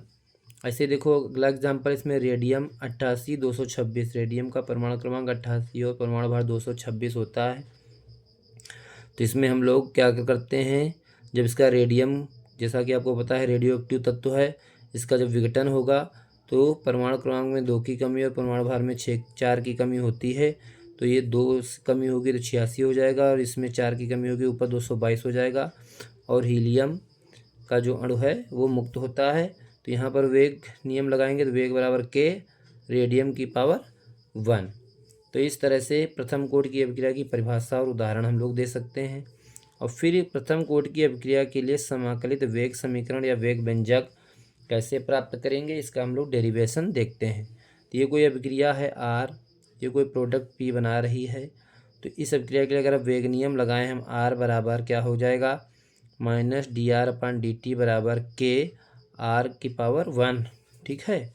और ये क्या हो जाएगा, डी आर, ये आर जो है इधर ले आएंगे आर के नीचे, तो माइनस चिन्ह भी उधर चला जाएगा, तो d r upon r minus k d t आ जाएगा, ठीक है। इतना जब आ जाएगा तो इसका करेंगे हम दोनों पक्ष का समाकलन। डी आर अपान आर का जो समाकलन आता है वो आता है एल एन आर। जो एल एन है यहाँ पर क्या है, नेचुरल लॉग, हमने यहाँ पर लिख रखा है ब्रैकेट में, एल एन बराबर क्या होता है, नेचुरल लॉग। तो एल एन आर आ जाएगा इसका इंटीग्रेशन, और उसके बाद ये माइनस के डी टी का अब समाकलन हमने अभी बताया था कि माइनस के टी प्लस आई आता है, वो शून्य कोटि में भी है इसमें भी। तो ये समीकरण नंबर 1 मान लिए। और यदि समीकरण में टी 0 कर दें और क्या कर दें यहाँ पर आर बराबर आर 0 कर दें, तो फिर ये समीकरण हमको प्राप्त हो जाएगी, एल एन आर की जगह पर आर 0 रख देंगे, माइनस के टी की जब 0 रख देंगे, प्लस आई, ये टर्म 0 हो जाएगा, तो एल एन आर 0 बराबर आई आ जाएगा। और जैसे ही आई आ गया तो आई का मान समीकरण 1 में रखेंगे हम लोग, तो एल एन आर माइनस के टी प्लस आई की जगह पर देखो यहाँ पर क्या रख देंगे, एल एन आर 0। अब क्या हो जाएगा, यहाँ से देखो के टी को इधर ले आए, एल एन आर इधर जाएगा, ये माइनस में हो जाएगा। जल्दी से स्क्रीनशॉट ले लीजिए सभी लोग, समझते चलिएगा आराम से। ठीक है, और यहाँ पर हम लोग फिर से देखेंगे कि के टी बराबर, के टी इधर रहेगा, एल एन आ जाएगा इधर, तो के टी बराबर l n r zero upon r. L n हटाए, जब नेचुरल लॉग हटता है तो लॉग बेस 10 आ जाता है। ठीक है, जैसे एल एन हटाएंगे तो लॉग 10 आ गया।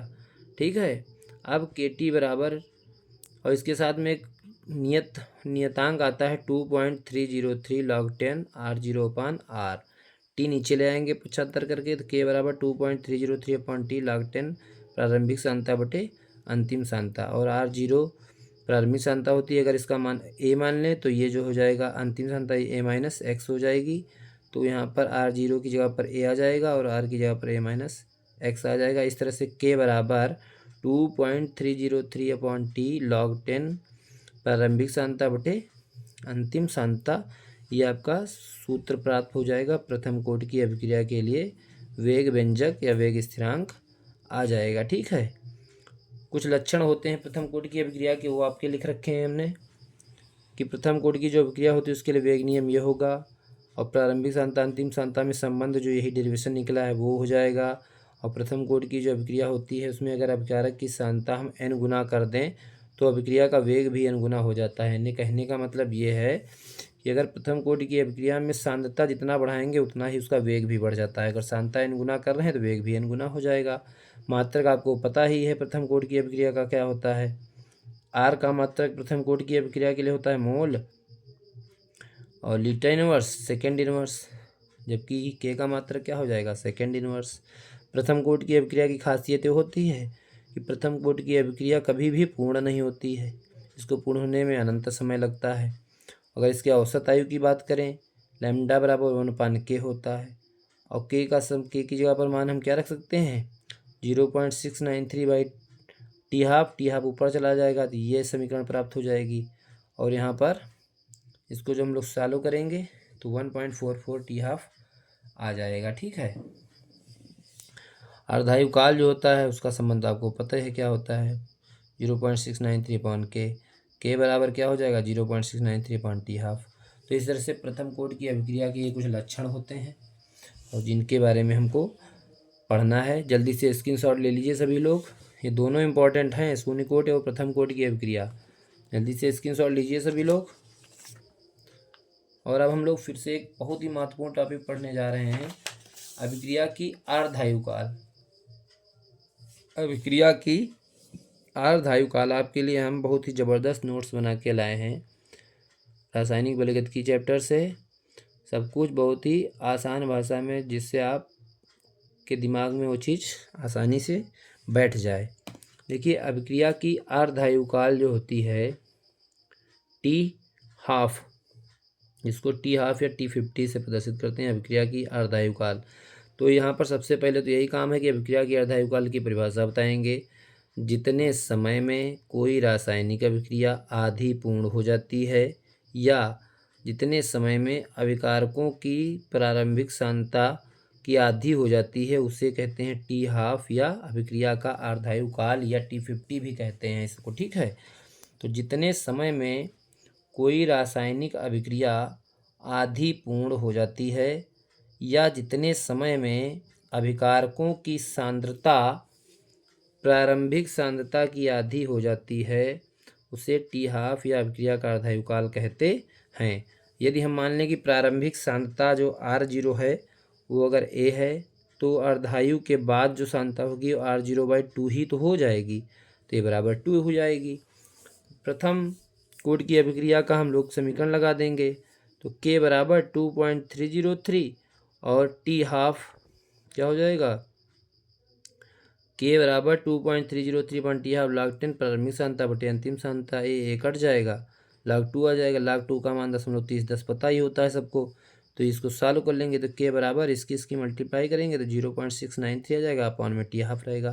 तो के बराबर 0.693 अपॉन टी हाफ, ये हमको संबंध प्राप्त हो जाएगा अभिक्रिया की अर्धायु काल और वेग व्यंजक या वेग स्थिरांक के मध्य। ठीक है, तो इस तरह से अभिक्रिया की अर्धायु काल से आप क्या समझते हो और अभिक्रिया की अर्धायु काल या वेग स्थिरांक के मध्य संबंध अगर आता है तो ये हम डेरिवेशन वहाँ पर कर देंगे। ठीक है, इस तरह से अभिक्रिया की अर्धायु काल का भी टॉपिक हो जाएगा। अब इस तरह से ये प्रश्न देखो आपसे पूछा गया है, प्रथम कोटि की अभिक्रिया है N2O5 गैसीय माध्यम में गिव्स अप 2NO2 गैसीय माध्यम में प्लस हाफ O2 गैसीय माध्यम में 318 केल्विन पर N2O5 की प्रारंभिक सांद्रता इतनी थी और जो 60 मिनट के उपरांत इतनी रह गई है। तो 318 केल्विन पर वेग स्थिरांक की गणना कीजिए, यानी कि के का मान आपसे पूछ रहा है। और अभिक्रिया कैसी है, प्रथम कोटि की सवाल में आपसे बता रखा है। तो बस सब कुछ तो दे रखा है इसमें, तो हम लोग मान रख देंगे इसमें। देखो इसमें प्रारंभिक सांद्रता R0 दे रखा है 1.24 × 10⁻² मोल लीटर इनवर्स। टी दे रखा है, देखो इसमें कहीं 60 मिनट दे रखा है टी। और अंतिम सांद्रता हम निकाल लेंगे, A-x कर देंगे, यानी कि अंतिम सांद्रता भी देखो 60 मिनट के उपरांत कितनी रह जाती, इतनी रह जाती है अंतिम सांद्रता, जो आएगी 0.20 × 10⁻²।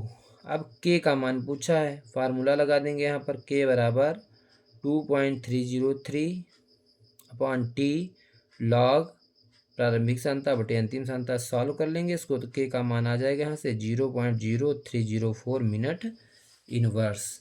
इस तरह से प्रथम कोटि की अभिक्रिया का ये सवाल आपसे इस तरह से पूछा जाता है, तो इसको भी थोड़ा सा देख लेंगे, स्क्रीनशॉट ले लेंगे सभी लोग। ठीक है,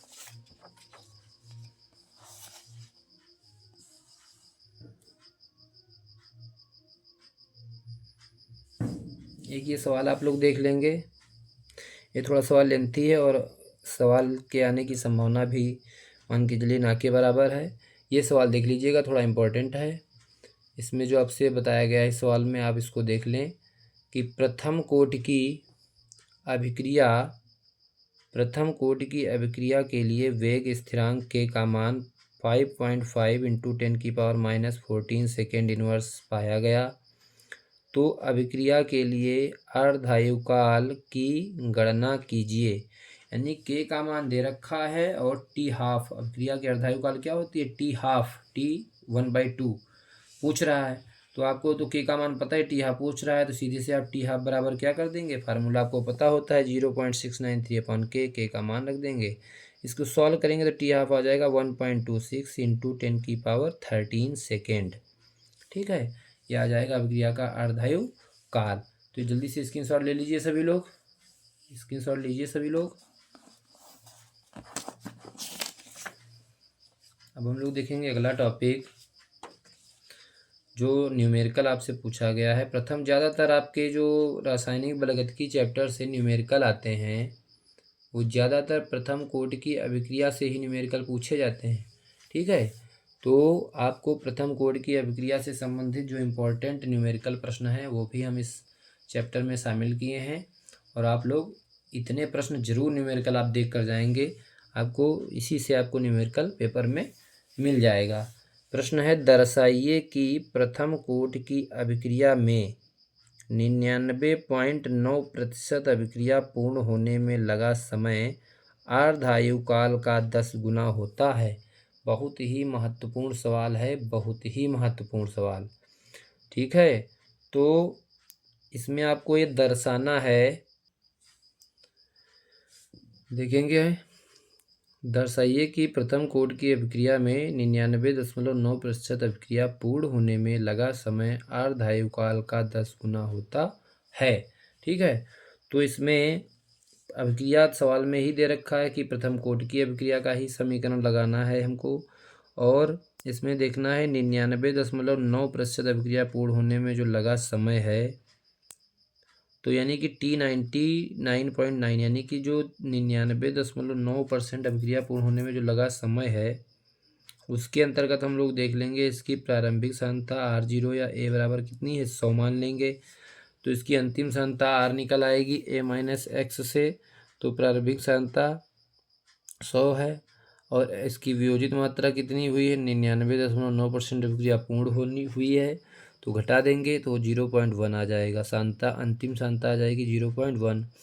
और अभिक्रिया की अर्धायुकाल यानी कि अभिक्रिया आधी हो चुकी होगी, तो उस समय ए और आर निकाल लेंगे। ये 100 हो जाएगा, ये 100 माइनस 50 50 हो जाएगा।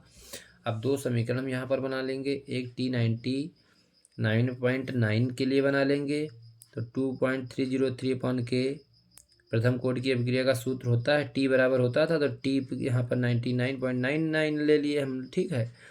तो टी 99.9 बराबर 2.303 अपॉन के लॉग प्रारंभिक सांद्रता 100 अंतिम सांद्रता 0.1। ऐसे इसके लिए देख लेंगे। T50 बराबर 2.303 और ये हो जाएगा लॉग प्रारंभिक सांद्रता 100 थी और अंतिम सांद्रता 50। ये पोर्शन कट जाएगा और यहाँ से देखेंगे T99.9 बटे T50 या T50, और ये देखो यहाँ से ये पॉइंट हटाएंगे तो ऊपर हो जाएगा 0, तो ऊपर हो जाएगा 1000। ये करेंगे यहाँ से 50 दूना 100 हो जाएगा, तो नीचे लाग 2 आ जाएगा, ऊपर लाग 1000 आ जाएगा। लाग 1000 को हम 3 लिख सकते हैं, क्यों? क्योंकि यहाँ पर देखिए हमने आपको समझा रखा हुआ है कि लाग 1000 को हम लाग 10 की पावर 3 लिख सकते हैं। 3 को जब आगे ले आएंगे तो 3 log 10 हो जाएगा, और लाग 10 का मान 1 होता है, तो 3 गुणे 1 3 रह जाएगा। तो यही लाग 1000 का मान कितना हो जाएगा? 3। और लाग 2 का मान पता है आपको, होता है कितना? 3.3010, ठीक है। तो 0.3010 लाग 2 का मान होता है। इसको जब यहाँ से 0.3010 से 3 में भाग करेंगे तो आएगा लगभग 9.966 ऐसे आएगा। और ये जो लगभग पॉइंट वैल्यू आएगी 10 के आसपास आएगी, तो इसको हम लगभग 10 के अप्रॉक्सीमेट मान सकते हैं। इसीलिए T99.9 अपान T50 या T½ बराबर क्या हो जाएगा? 10। तो यही हमको सिद्ध करना था कि T99.9 is equal to T½ into 10। और यही पूछा गया था कि अभिक्रिया में लगा समय अर्धायुकाल का 10 गुना होता है, तो अर्धायुकाल का 10 गुना होता है। इस तरह से इसको हम न्यूमेरिकल को करेंगे। जल्दी से सभी लोग स्क्रीनशॉट ले लीजिए, इस न्यूमेरिकल बहुत ही महत्वपूर्ण है। स्क्रीनशॉट लीजिए सभी लोग।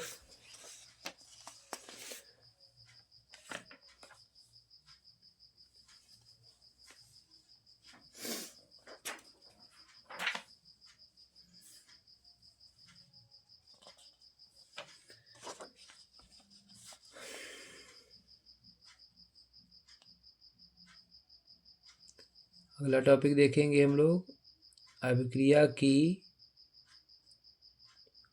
आणविकता, ठीक है। टॉपिक देखेंगे हम लोग, अभिक्रिया की आणविकता क्या है, ठीक है।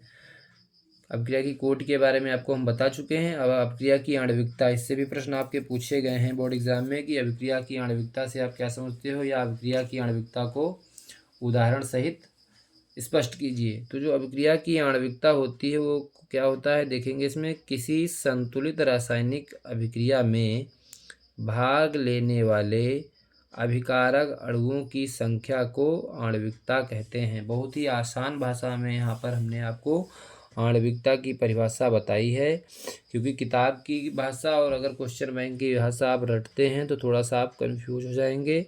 यहाँ पर हमने आपको सीधी शब्दों में सरल भाषा में आपको समझाने का प्रयास किया है। किसी संतुलित रासायनिक अभिक्रिया, ऐसी रासायनिक अभिक्रिया जो संतुलित हो, किसी संतुलित रासायनिक अभिक्रिया में भाग लेने वाले अभिकारक अणुओं की संख्या को आणविकता कहते हैं। जैसे एग्जाम्पल में यहाँ देखेंगे NH4O2 gives up N2 + 2H2O। तो यहाँ पर आणविकता देखो, इसके आगे कुछ नहीं है तो 1 मान लेंगे। यहाँ पर जो अभिकारक है इसकी आणविकता कितनी हो गई? अभिकारक का अणु कितना है? 1 है, तो आणविकता 1 हो गई।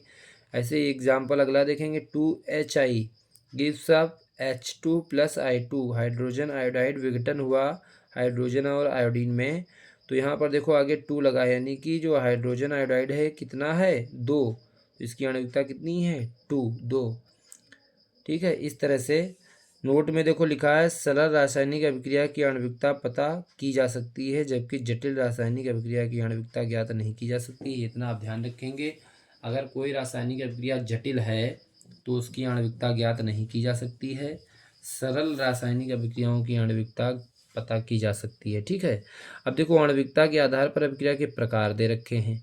एक होती है एकाणुक अभिक्रिया जिसको यूनिमॉलिक्यूलर रिएक्शन बोलते हैं, एक होती है द्विअणुक अभिक्रिया बाई मॉलिक्यूलर रिएक्शन, और एक होती है त्रिअणुक अभिक्रिया ट्राई मॉलिक्यूलर रिएक्शन।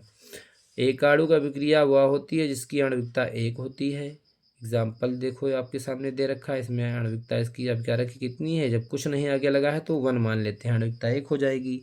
द्विअणुक अभिक्रिया का एग्जाम्पल ये है, आगे 2 लगा है, इसकी आणविकता 2 हो गई। त्रिअणुक में देखो 2 अणु इसके और 1 अणु इसका, तो इसकी आणविकता कितनी हो गई, 3 हो गई। तो इस तरह से एकाणुक अभिक्रिया, द्विअणुक अभिक्रिया और त्रिअणुक अभिक्रियाएं आणविकता के आधार पर होती हैं। ठीक है, इतना आप लोग देख लेंगे इसमें जल्दी से। फिर ये बहुत ही इंपॉर्टेंट प्रश्न आपका है, अभिक्रिया की कोटि और आणविकता में डिफरेंस पूछा जाता है।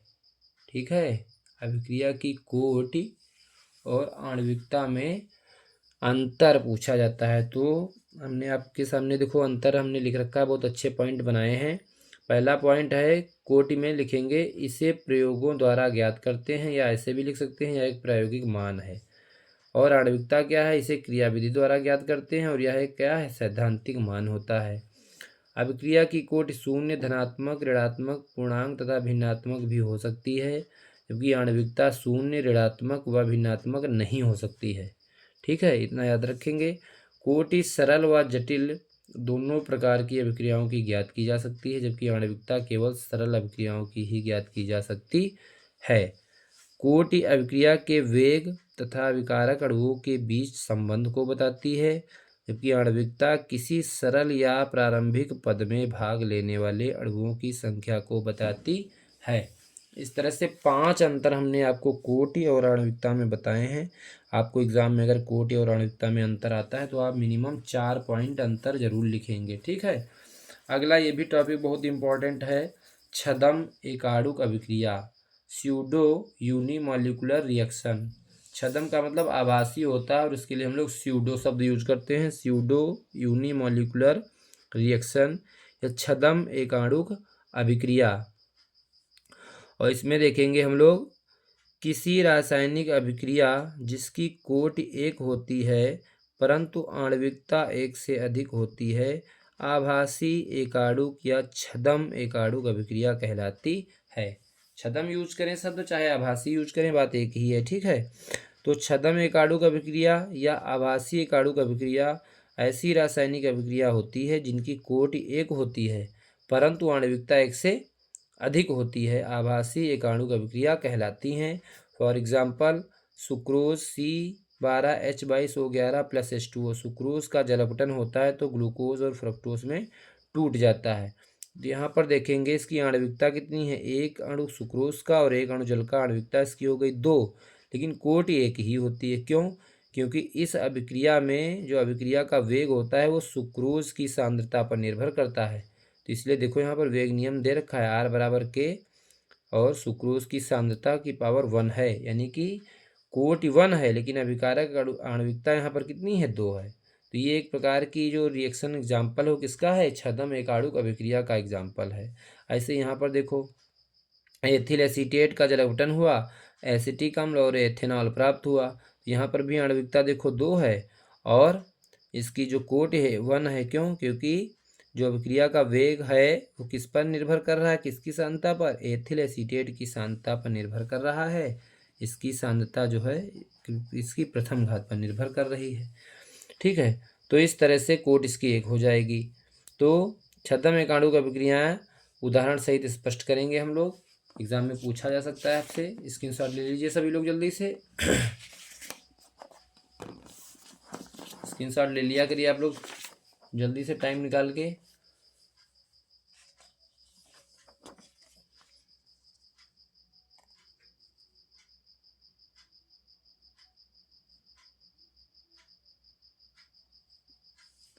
ये भी प्रश्न आपके सामने बहुत इंपॉर्टेंट प्रश्न है, न्यूमेरिकल देखेंगे इसमें। कार्बन 14 के रेडियो एक्टिव क्षय की अर्धायु 5730 वर्ष है। एक पुरातत्व की लकड़ी में जीवित वृक्ष की लकड़ी की तुलना में 80% कार्बन 14 की मात्रा है। नमूने की आयु का परिकलन कीजिए। ठीक है, नमूने की आयु का परिकलन कीजिए। और अभिक्रिया जो ये है इसका अर्धायुकाल दे रखा है 5730 वर्ष, यानी टी हाफ दे रखा है 5730 वर्ष। प्रारंभिक सांद्रता इसकी अगर हम 100 मान लें, प्रारंभिक सांद्रता R0 कितनी मान लें 100%, तो अंतिम सांद्रता R हो जाएगी कितनी 80%। ठीक है, और फिर हम लोगों को यहाँ पर नमूने की आयु यानी कि टी निकालना है। तो हम लोग प्रथम कोटि की अभिक्रिया का सूत्र लगा देंगे यहाँ पर, टी बराबर 2.303/K लॉग प्रारंभिक सांद्रता बटे अंतिम सांद्रता।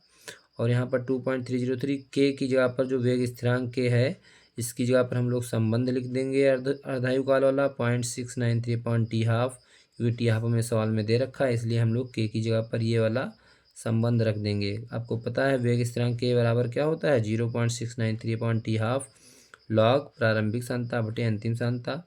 मान रख देंगे, टी हाफ ऊपर चला जाएगा और ये प्रारंभिक सांद्रता 100, अंतिम सांद्रता 80। इसको सॉल्व करेंगे, काटेंगे तो 5/4 आ जाएगा और टी हाफ का मान रख देंगे। ये log 5, ये 4 ऊपर जाएगा तो माइनस का log 4 हो जाएगा, क्योंकि ये रूल होता है log m की पावर अगर n है तो उसको हम log m minus log n लिख सकते हैं। तो ये माइनस log 4 हो जाएगा। log 5 की वैल्यू ये होती है, log 4 की वैल्यू 0.6020 होती है। इसको जो हम लोग घटाएंगे तो इतना आएगा 0.0969। इसको जब सॉल्व करेंगे तो टी बराबर आ जाएगा 1845 वर्ष। ठीक है, इस तरह से इस टाइप का न्यूमेरिकल आते हैं आपके पेपर में। जल्दी से स्क्रीनशॉट ले लीजिए सभी लोग, स्क्रीनशॉट ले लीजिए सभी लोग।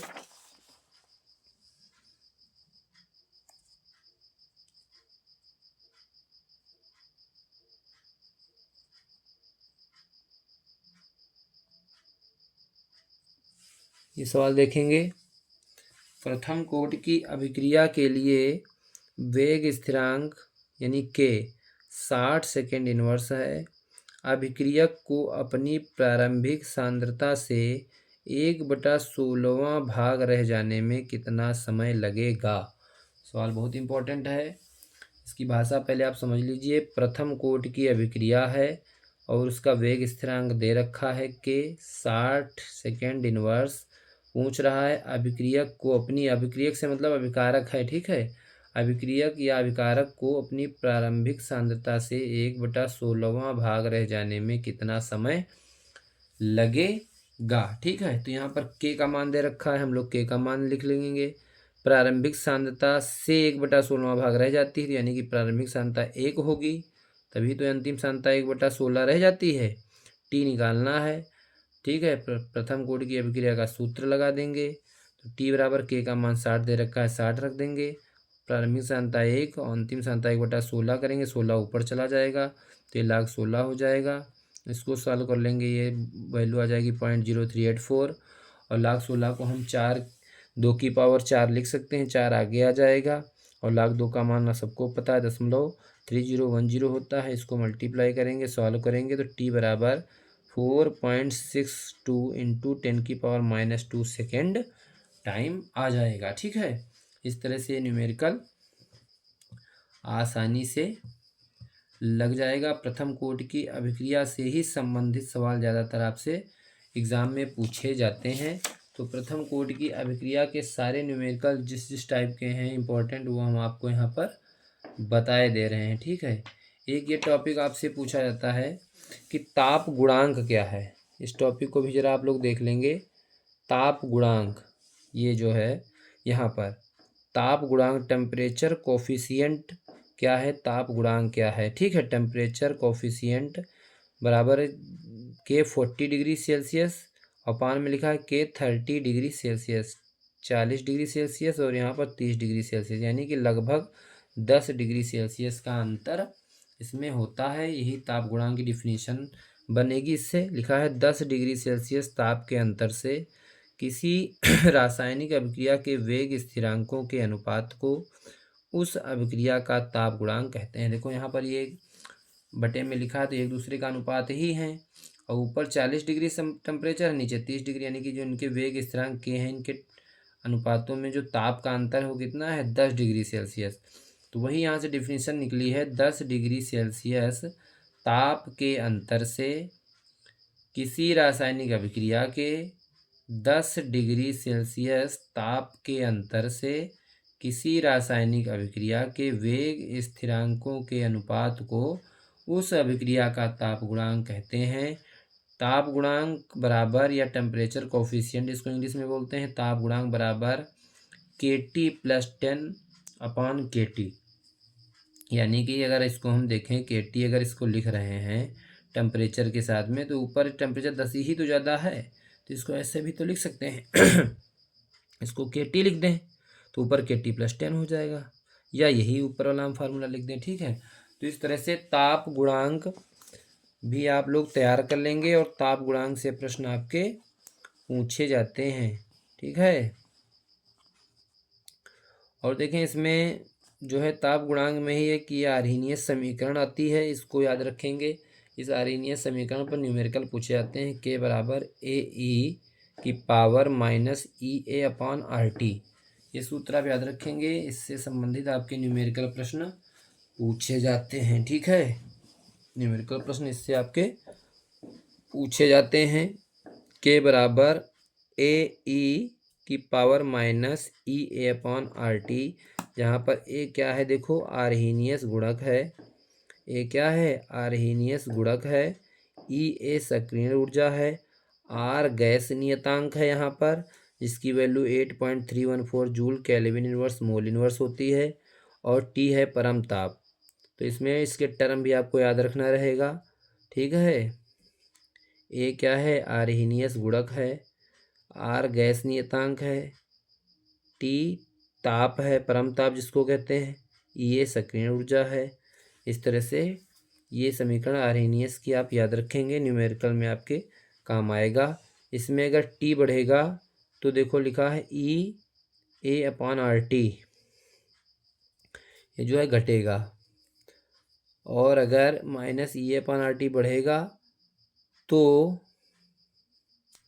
अगर देखो पॉजिटिव में EA अपॉन RT बढ़ता है, घटेगा तो T बढ़ेगा, अगर ये माइनस में ये बढ़ेगा तो ये AE की पावर -EA अपॉन RT भी क्या हो जाता है, बढ़ जाता है। ठीक है, इस तरह से आप याद रखेंगे इसको।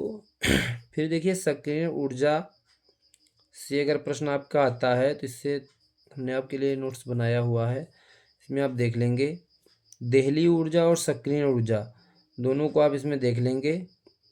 देखो देहली ऊर्जा जो होती है वो लिखा है, अभिकारक अणुओं के पास सामान्य ऊर्जा होती है, परंतु टक्करों के कारण कुछ अणुओं की ऊर्जा बढ़कर देहली ऊर्जा तक पहुंच जाती है।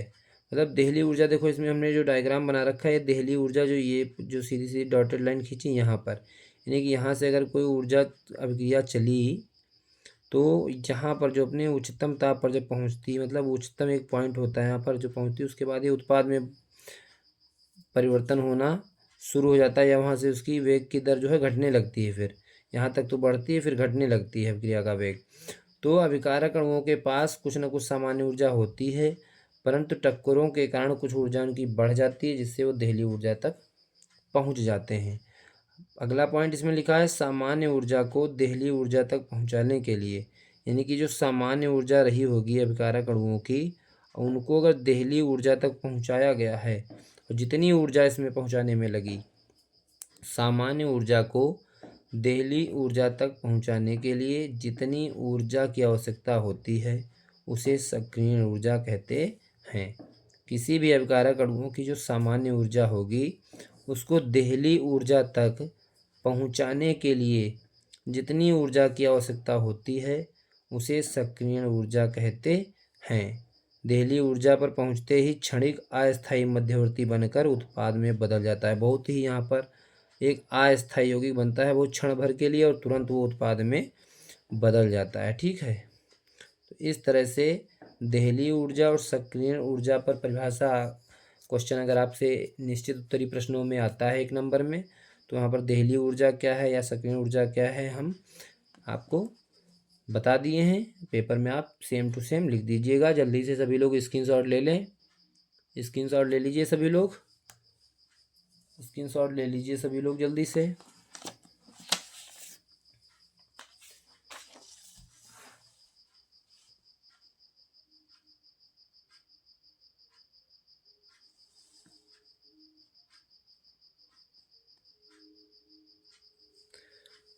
ठीक है। अब अगला टॉपिक देखेंगे, ये भी बहुत इंपॉर्टेंट टॉपिक है, बोल्ट्जमान व मैक्सवेल ऊर्जा वितरण वक्र। इसमें आपको जो मेन है ये वाला जो फार्मूला है आपको याद रखना है, क्योंकि इस फार्मूले पर आपसे न्यूमेरिकल पूछे जाते हैं रासायनिक बलगतिकी चैप्टर से। ठीक है, तो इसलिए आप लोग इसको बिल्कुल तैयार कर लेंगे। इस फार्मूले को आप मेन याद रखेंगे, log K2/K1 बराबर EA/2.303R bracket T2 minus T1/T1 इसको स्क्रीनशॉट आप ले लीजिए। इस फार्मूले पर भी न्यूमेरिकल आपके आते हैं, जैसे कि न्यूमेरिकल नीचे लगा हुआ भी है, log K2/K1 बराबर EA/2.303R T2 माइनस T1/T1 इस फार्मूले को बिल्कुल कंठस्थ कर लेंगे।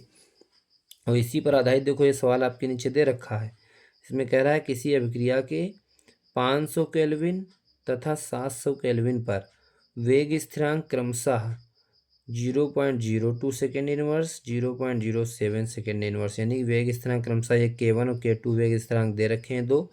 कह रहा है EA सक्रियण ऊर्जा और A जो आपका आर्हीनियस गुणक है उसकी गणना कीजिए कह रहा है। ठीक है, तो इसमें पहला जो टेम्परेचर दे रखा है देखो 500 केल्विन ये T1 हो गया, बाद वाला 700 के T2 हो गया, और वेग स्थिरांक जो पहला है K1 हो गया 0.02 और K2 हो गया 0.07। EA और A की गणना पूछ रहा है, फार्मूला यही लगा देंगे उठा के, log K2/K1 बराबर EA/2.303R T2 माइनस T1/T1 ठीक है, ये फार्मूला जैसे लगाएंगे EA निकालना है तो EA को हम इधर ही रहने देंगे, बाकी सब कुछ उधर भेज देंगे।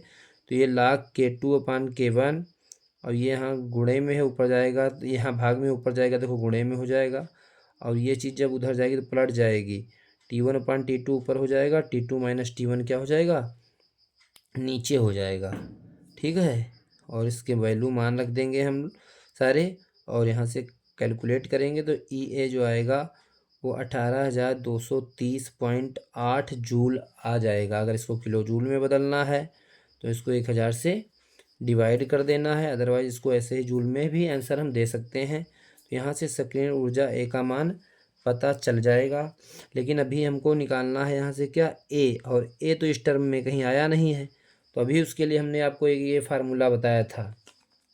कौन सा फार्मूला, ये वाला फार्मूला अभी हमने आपको बताया था, K बराबर AE की पावर माइनस EA/RT, K बराबर AE की पावर माइनस EA/RT।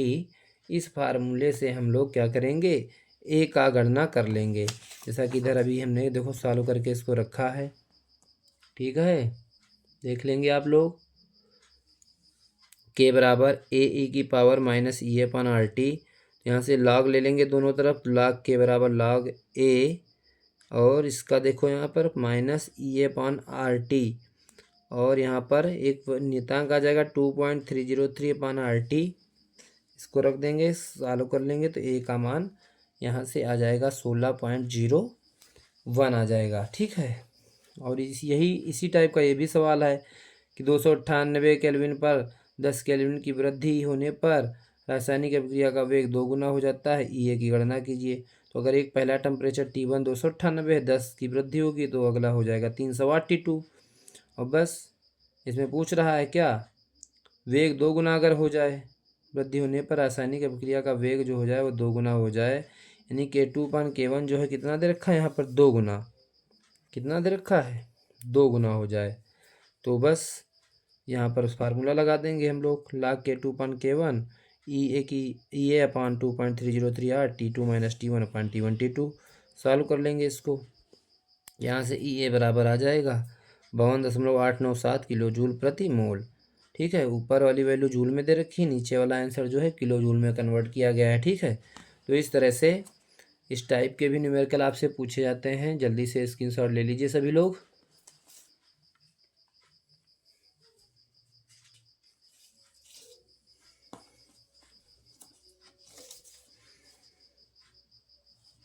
ये भी न्यूमेरिकल उसी टाइप का है।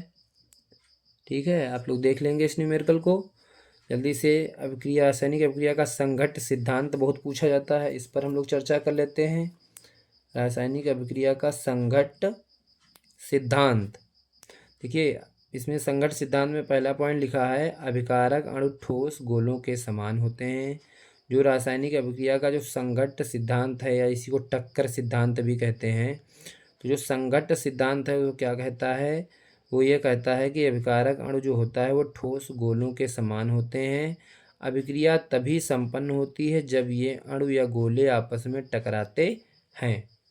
संघट्ट सिद्धांत जो है उसका पहला ही पॉइंट है ये कि जो अभिकारक अणु होता है वो ठोस गोले के समान होता है, और अभिक्रिया तभी संपन्न होती है जब ये अणु या गोले आपस में क्या करते हैं, टकराते हैं। सभी टक्करों में बहुत कम ही टक्करें प्रभावी टक्करें होती हैं जिनसे उत्पाद बनता है।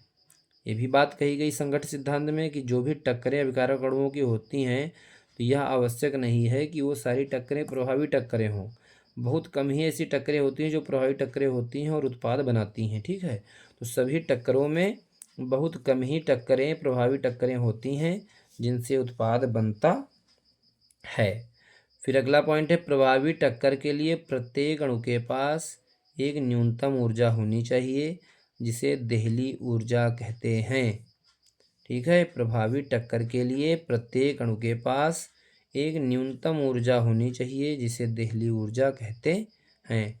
ईटी लिखा है, टी का मतलब यहाँ पर होता है थ्रेशोल्ड एनर्जी, इसको हिंदी में कहते हैं देहली ऊर्जा और इंग्लिश में कहते हैं थ्रेशोल्ड एनर्जी, ईटी। अगला पॉइंट है, अभिकारक अणुओं की प्रारंभिक ऊर्जा को देहली ऊर्जा तक ले जाने के लिए जितनी अतिरिक्त ऊर्जा की आवश्यकता होती है उसे सक्रियण ऊर्जा EA कहते हैं। ठीक है, अगला पॉइंट फिर है, अणुओं को यह ऊर्जा उनकी टक्करों से ही प्राप्त होती है।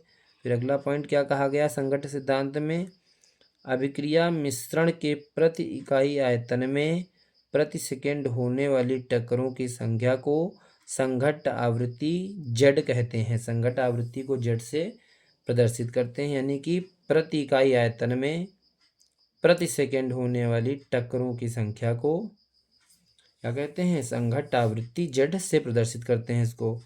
अतः किसी रासायनिक अभिक्रिया का वेग निम्न कारकों पर निर्भर करता है। जल्दी से सभी लोग स्क्रीनशॉट ले लीजिएगा। ठीक है, और वो किन किन कारकों पर निर्भर करता है, एक तो उपयुक्त अभिन्यास या प्रायिकता या त्रिविम कारक या संघट्ट आवृत्ति या सक्रियण ऊर्जा पर निर्भर करता है। ठीक है, इस तरह से अगला जो प्रश्न है न्यूमेरिकल, बहुत ही इंपॉर्टेंट न्यूमेरिकल आपके सामने देखो, ये वाला प्रश्न है, दर्शाइए कि प्रथम कोट की अभिक्रिया में 99% अभिक्रिया पूर्ण होने में लगा समय 90% अभिक्रिया पूर्ण होने में लगने वाले समय से 2 गुना होता है। अभी एक 10 गुना वाला प्रश्न आया था और ये है 2 गुना वाला। दोनों ही प्रश्न बहुत ही इम्पोर्टेंट हैं, दोनों प्रश्नों को आप कायदे से देख कर जाएंगे एग्जाम में। तो इस प्रश्न में देखिए आप लोग, दर्शाइए कि प्रथम कोट की अभिक्रिया में 99% अभिक्रिया पूर्ण होने में लगा समय 90% अभिक्रिया पूर्ण होने में लगने वाले समय से 2 गुना होता है। प्रश्न को 2 बार पढ़ लेंगे कायदे से। फिर देखो, जैसे T99% के लिए हम लोग प्रारंभिक सांद्रता A अगर 100 मान लें तो अंतिम सांद्रता क्या हो जाएगी, A - x, यानी 100 - 99 तो हो जाएगी 1। ऐसे ही T90 के लिए हम लोग देख लेंगे, प्रारंभिक सांद्रता 100 है तो 100 - 90 करेंगे, अंतिम सांद्रता आ जाएगी 10। दोनों के लिए समाकलित वेग समीकरण यानी कि प्रथम कोट की अभिक्रिया का सूत्र लगा देंगे, T99.2.303 लॉग प्रारंभिक सांद्रता बटे अंतिम सांद्रता। ऐसे इधर भी लगा देंगे फार्मूला।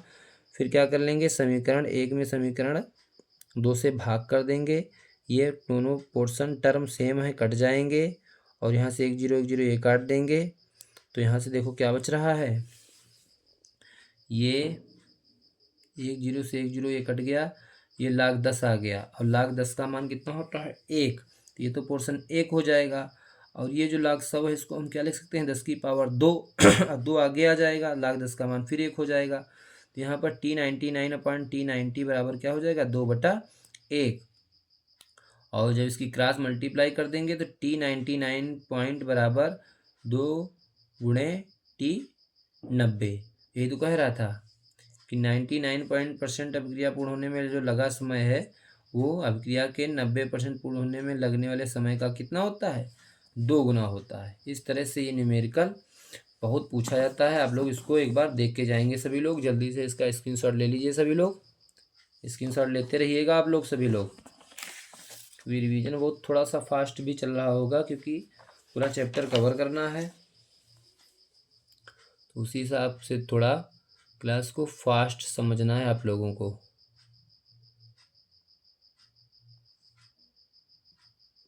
इस प्रश्न को देखेंगे। एक प्रथम कोटि की अभिक्रिया में 30% वियोजन होने में 40 मिनट लगते हैं।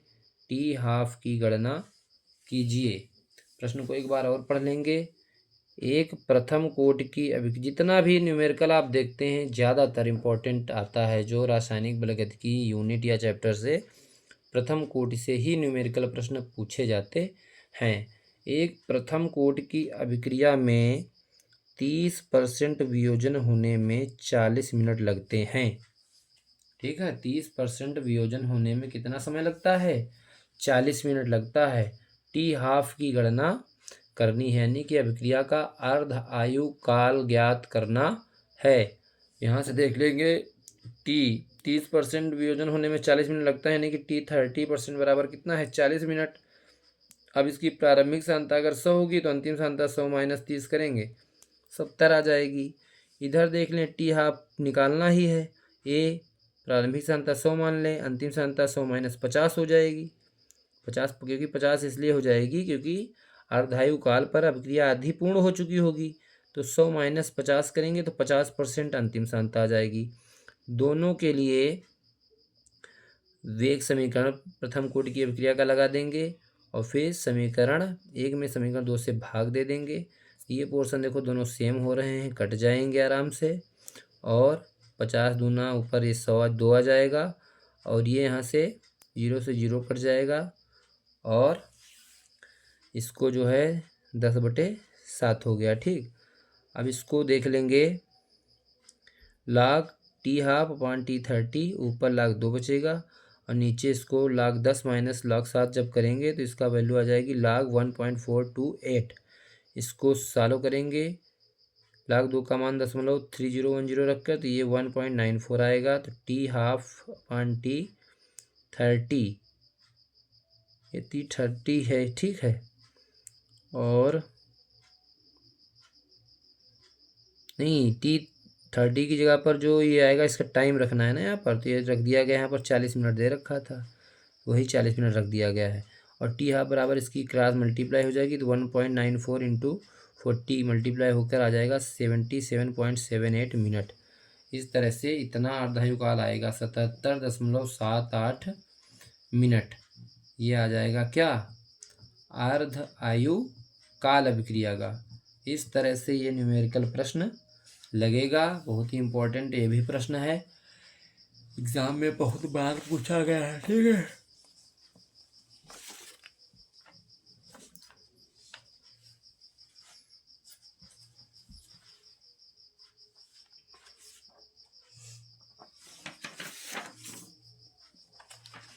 दोस्तों इस तरह से आप लोग बताएंगे कि आज की क्लास कैसी रही, और वीडियो को आप लोग सभी लोग लाइक कर दीजिए।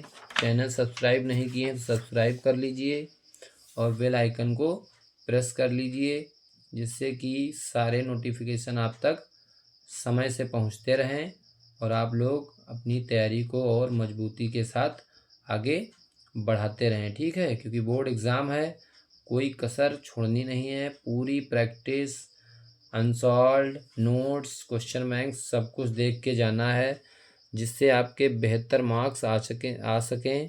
क्योंकि थ्योरी में कम से कम 60+ का स्कोर करना है, तभी प्रैक्टिकल का 30 मिला के लगभग 90% नंबर आपको कवर करने हैं हर हाल में।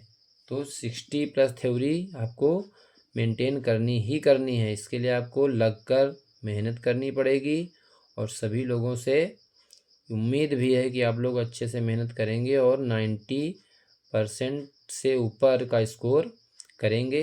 Thank you for watching this video.